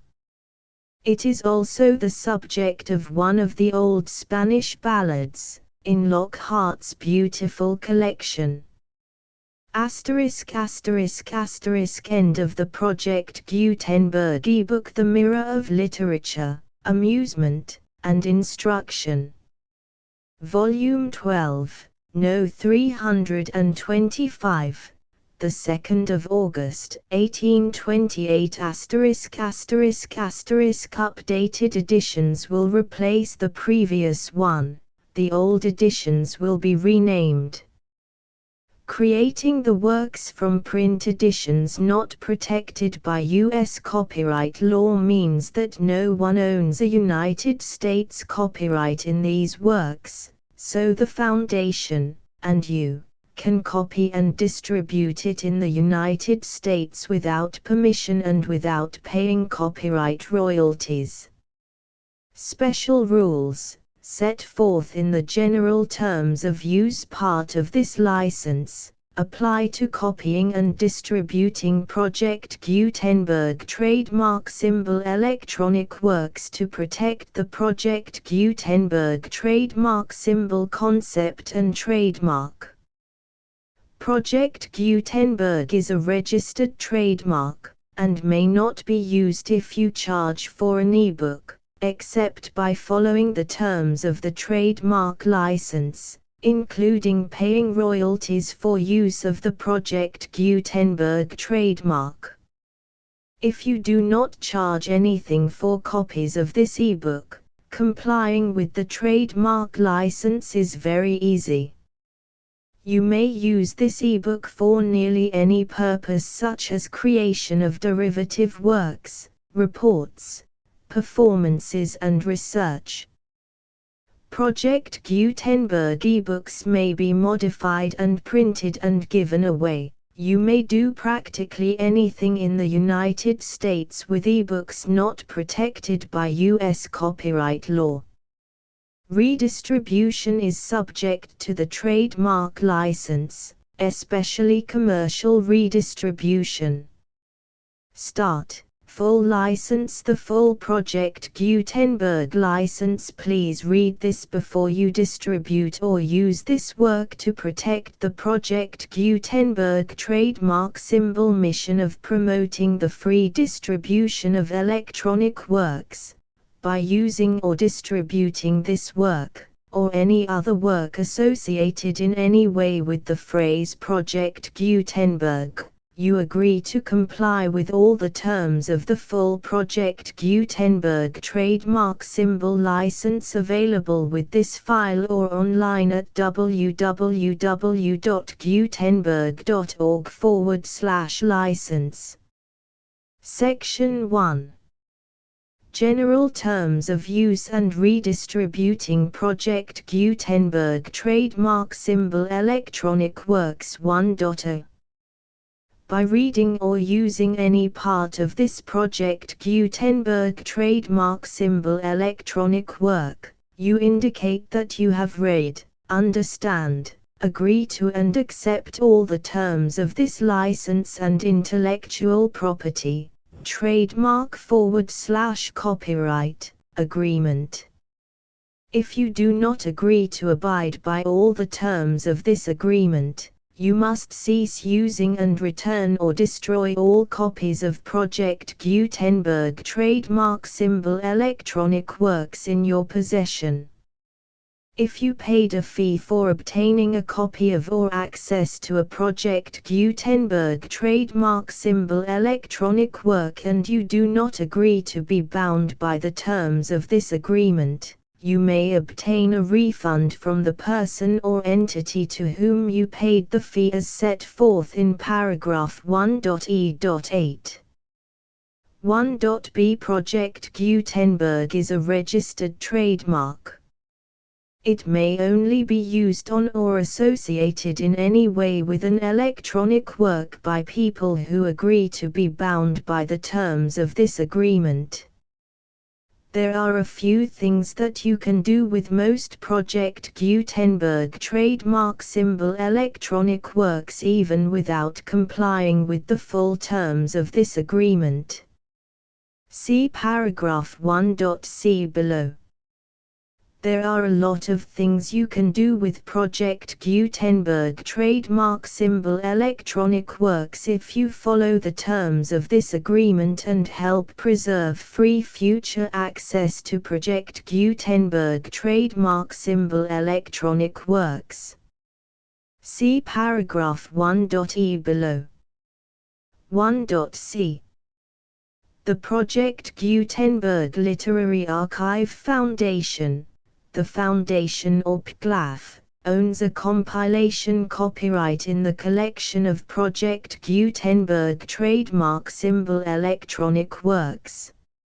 Nearly all the individual works in the collection are in the public domain in the United States. If an individual work is unprotected by copyright law in the United States and you are located in the United States, we do not claim a right to prevent you from copying, distributing, performing, displaying or creating derivative works based on the work as long as all references to Project Gutenberg are removed. Of course, we hope that you will support the Project Gutenberg trademark symbol mission of promoting free access to electronic works by freely sharing Project Gutenberg trademark symbol works in compliance with the terms of this agreement for keeping the Project Gutenberg trademark symbol name associated with the work. You can easily comply with the terms of this agreement by keeping this work in the same format with its attached full Project Gutenberg trademark symbol license when you share it without charge with others. 1.d. The copyright laws of the place where you are located also govern what you can do with this work. Copyright laws in most countries are in a constant state of change. If you are outside the United States, check the laws of your country in addition to the terms of this agreement before downloading, copying, displaying, performing, distributing or creating derivative works based on this work or any other Project Gutenberg trademark symbol work. The Foundation makes no representations concerning the copyright status of any work in any country other than the United States. 1.e. Unless you have removed all references to Project Gutenberg, 1.e.1. The following sentence, with active links to, or other immediate access to, the full Project Gutenberg trademark symbol license must appear prominently whenever any copy of a Project Gutenberg trademark symbol work, any work on which the phrase Project Gutenberg appears, or with which the phrase Project Gutenberg is associated, is accessed, displayed, performed, viewed, copied or distributed. This ebook is for the use of anyone anywhere in the United States and most other parts of the world at no cost and with almost no restrictions whatsoever. You may copy it, give it away or reuse it under the terms of the Project Gutenberg license included with this ebook or online at www.gutenberg.org.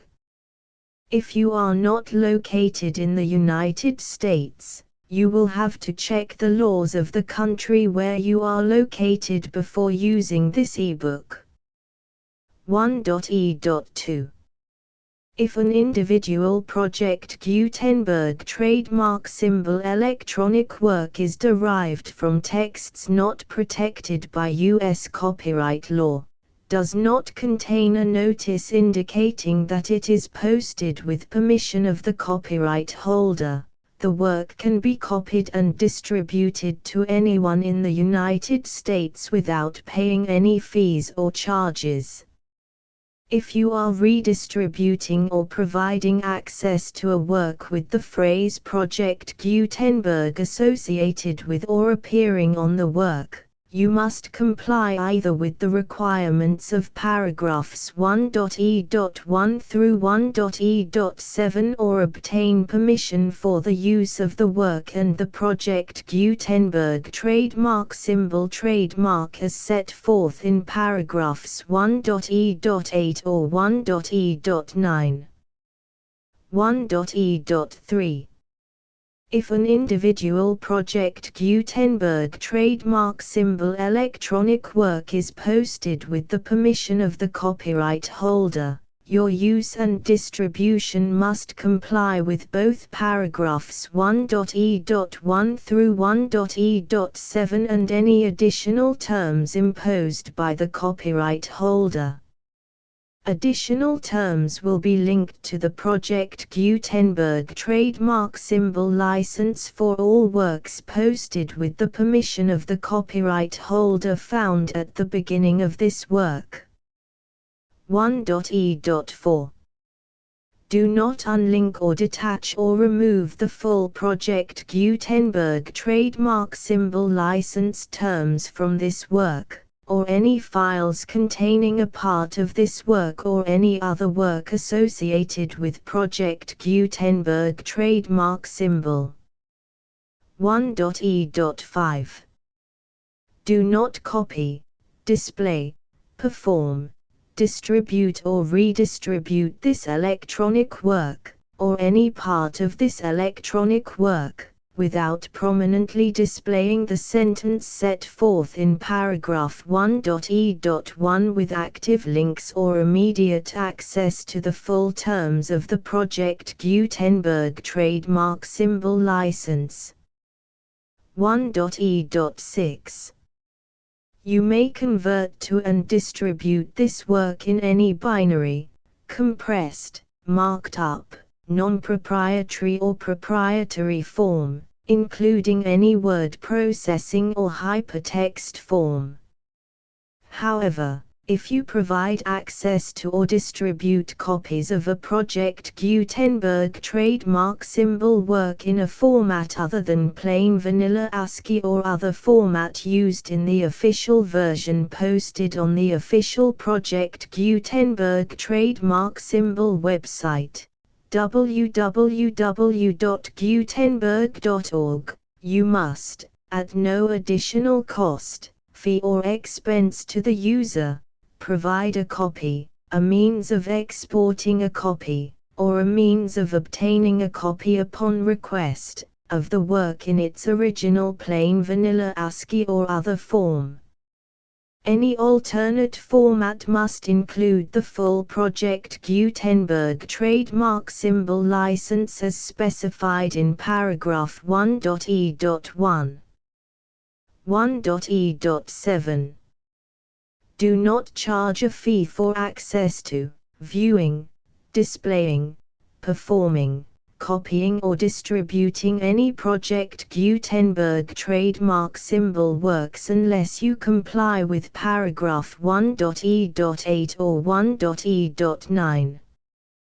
1.e.8. You may charge a reasonable fee for copies of or providing access to or distributing Project Gutenberg trademark symbol electronic works provided that you pay a royalty fee of 20% of the gross profits you derive from the use of Project Gutenberg trademark symbol works calculated using the method you already use to calculate your applicable taxes. The fee is owed to the owner of the Project Gutenberg trademark symbol trademark, but he has agreed to donate royalties under this paragraph to the Project Gutenberg Literary Archive Foundation. Royalty payments must be paid within 60 days following each date on which you prepare, or are legally required to prepare, your periodic tax returns. Royalty payments should be clearly marked as such and sent to the Project Gutenberg Literary Archive Foundation at the address specified in Section 4, Information about donations to the Project Gutenberg Literary Archive Foundation. You provide a full refund of any money paid by a user who notifies you in writing, or by email, within 30 days of receipt that he does not agree to the terms of the full Project Gutenberg trademark symbol license. You must require such a user to return or destroy all copies of the works possessed in a physical medium and discontinue all use of and all access to other copies of Project Gutenberg trademark symbol works. You provide, in accordance with paragraph 1.f.3, a full refund of any money paid for a work or a replacement copy, if a defect in the electronic work is discovered and reported to you within 90 days of receipt of the work. You comply with all other terms of this agreement for free distribution of Project Gutenberg trademark symbol works. 1.e.9.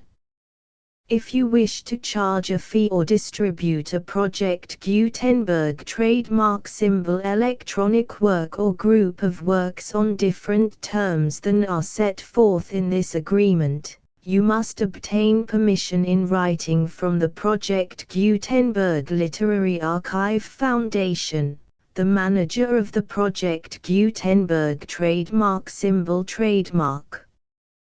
Contact the Foundation as set forth in Section 3 below. 1.f1.f.1 Project Gutenberg volunteers and employees expend considerable effort to identify, do copyright research on, transcribe and proofread works not protected by U.S. copyright law in creating the Project Gutenberg trademark symbol collection. Despite these efforts, Project Gutenberg trademark symbol electronic works, and the medium on which they may be stored, may contain defects such as, but not limited to, incomplete, inaccurate or corrupt data, transcription errors, a copyright or other intellectual property infringement, a defective or damaged disk or other medium, a computer virus, or computer codes that damage or cannot be read by your equipment.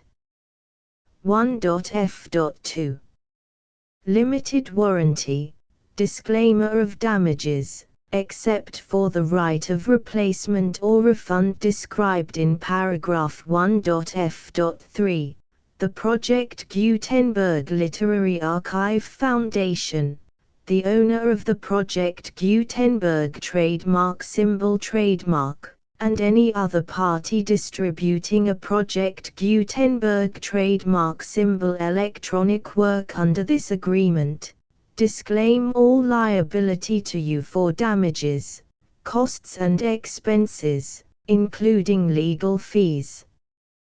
You agree that you have no remedies for negligence, strict liability, breach of warranty or breach of contract except those provided in paragraph 1.f.3. You agree that the Foundation, the trademark owner, and any distributor under this agreement will not be liable to you for actual, direct, indirect, consequential, punitive or incidental damages even if you give notice of the possibility of such damage. 1.f.3 Limited right of replacement or refund. If you discover a defect in this electronic work within 90 days of receiving it, you can receive a refund of the money, if any, you paid for it by sending a written explanation to the person you received the work from. If you received the work on a physical medium, you must return the medium with your written explanation. The person or entity that provided you with the defective work may elect to provide a replacement copy in lieu of a refund. If you received the work electronically, the person or entity providing it to you may choose to give you a second opportunity to receive the work electronically in lieu of a refund. If the second copy is also defective, you may demand a refund in writing without further opportunities to fix the problem. 1.f.4 Except for the limited right of replacement or refund set forth in paragraph 1.f.3, this work is provided to you as is, with no other warranties of any kind, express or implied, including but not limited to warranties of merchantability or fitness for any purpose. 1.f.5 Some states do not allow disclaimers of certain implied warranties or the exclusion or limitation of certain types of damages. If any disclaimer or limitation set forth in this agreement violates the law of the state applicable to this agreement, the agreement shall be interpreted to make the maximum disclaimer or limitation permitted by the applicable state law. The invalidity or unenforceability of any provision of this agreement shall not void the remaining provisions. 1.f.6 Indemnity. You agree to indemnify and hold the foundation, the trademark owner, any agent or employee of the foundation, anyone providing copies of Project Gutenberg trademark symbol electronic works in accordance with this agreement, and any volunteers associated with the production, promotion and distribution of Project Gutenberg trademark symbol electronic works, harmless from all liability, costs and expenses, including legal fees, that arise directly or indirectly from any of the following which you do or cause to occur. A. Distribution of this or any Project Gutenberg trademark symbol work. B. Alteration, modification, or additions or deletions to any Project Gutenberg trademark symbol work, and C. Any defect you cause. Section 2. Information about the mission of Project Gutenberg trademark symbol. Project Gutenberg trademark symbol is synonymous with the free distribution of electronic works in formats readable by the widest variety of computers, including obsolete, old, middle-aged and new computers. It exists because of the efforts of hundreds of volunteers and donations from people in all walks of life.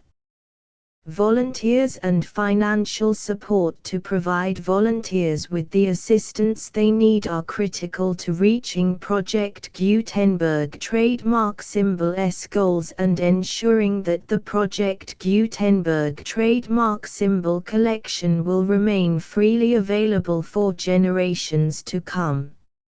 In 2001, the Project Gutenberg Literary Archive Foundation was created to provide a secure and permanent future for Project Gutenberg trademark symbol and future generations.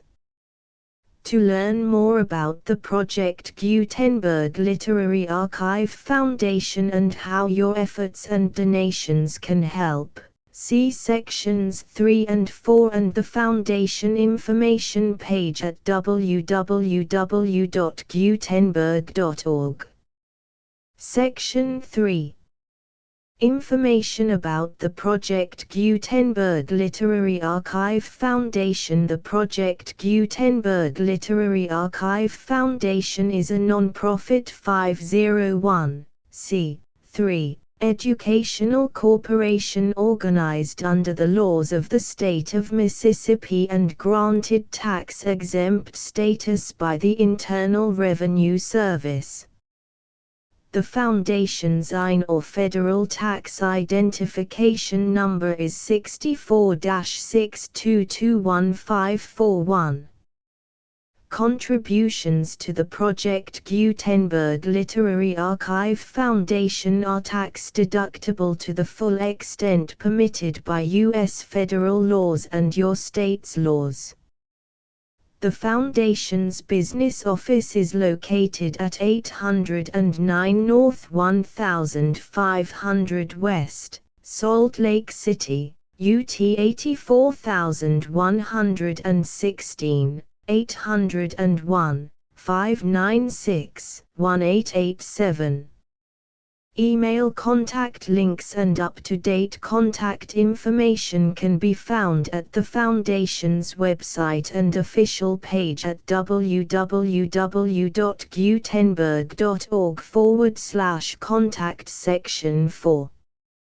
Information about donations to the Project Gutenberg Literary Archive Foundation. Project Gutenberg trademark symbol depends upon and cannot survive without widespread public support and donations to carry out its mission of increasing the number of public domain and licensed works that can be freely distributed in machine-readable form accessible by the widest array of equipment including outdated equipment.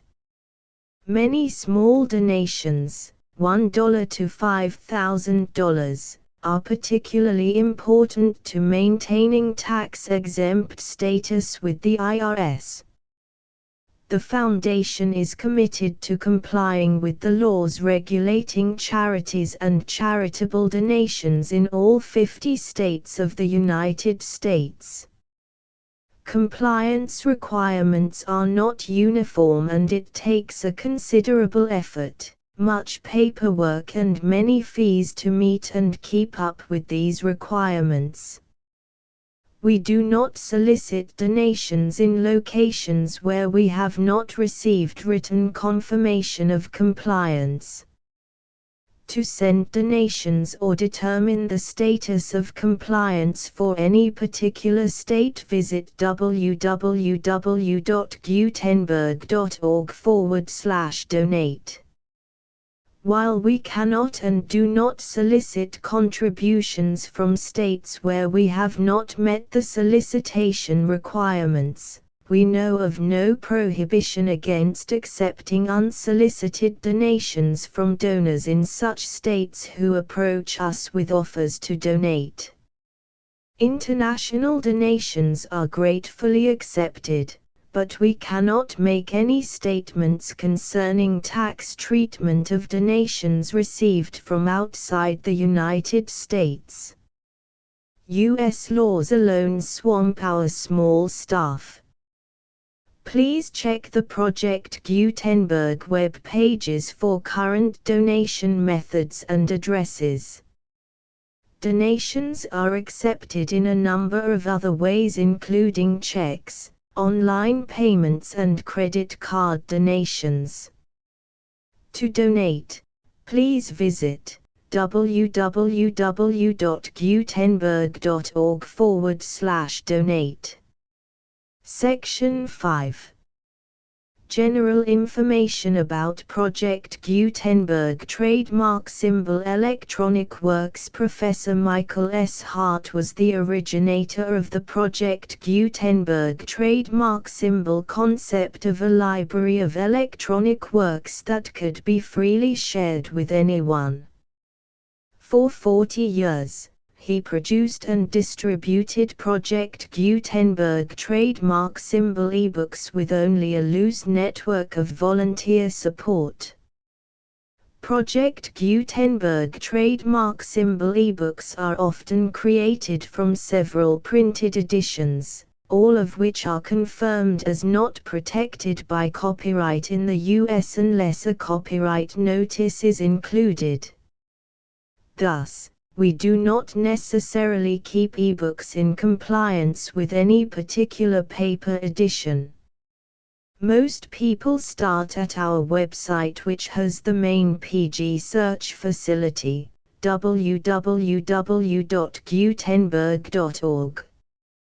This website includes information about Project Gutenberg trademark symbol, including how to make donations to the Project Gutenberg Literary Archive Foundation, how to help produce our new ebooks, and how to subscribe to our email newsletter to hear about new ebooks.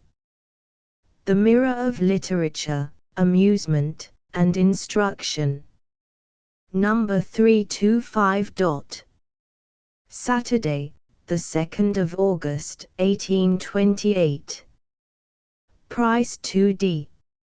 All Souls Church, Langham Place. Volume 12. F. All Souls Church, Langham Place. Popular Superstitions. Spirit of the Public Journals. The King of Aragon's lament for his brother. 1. the gatherer. The full Project Gutenberg license,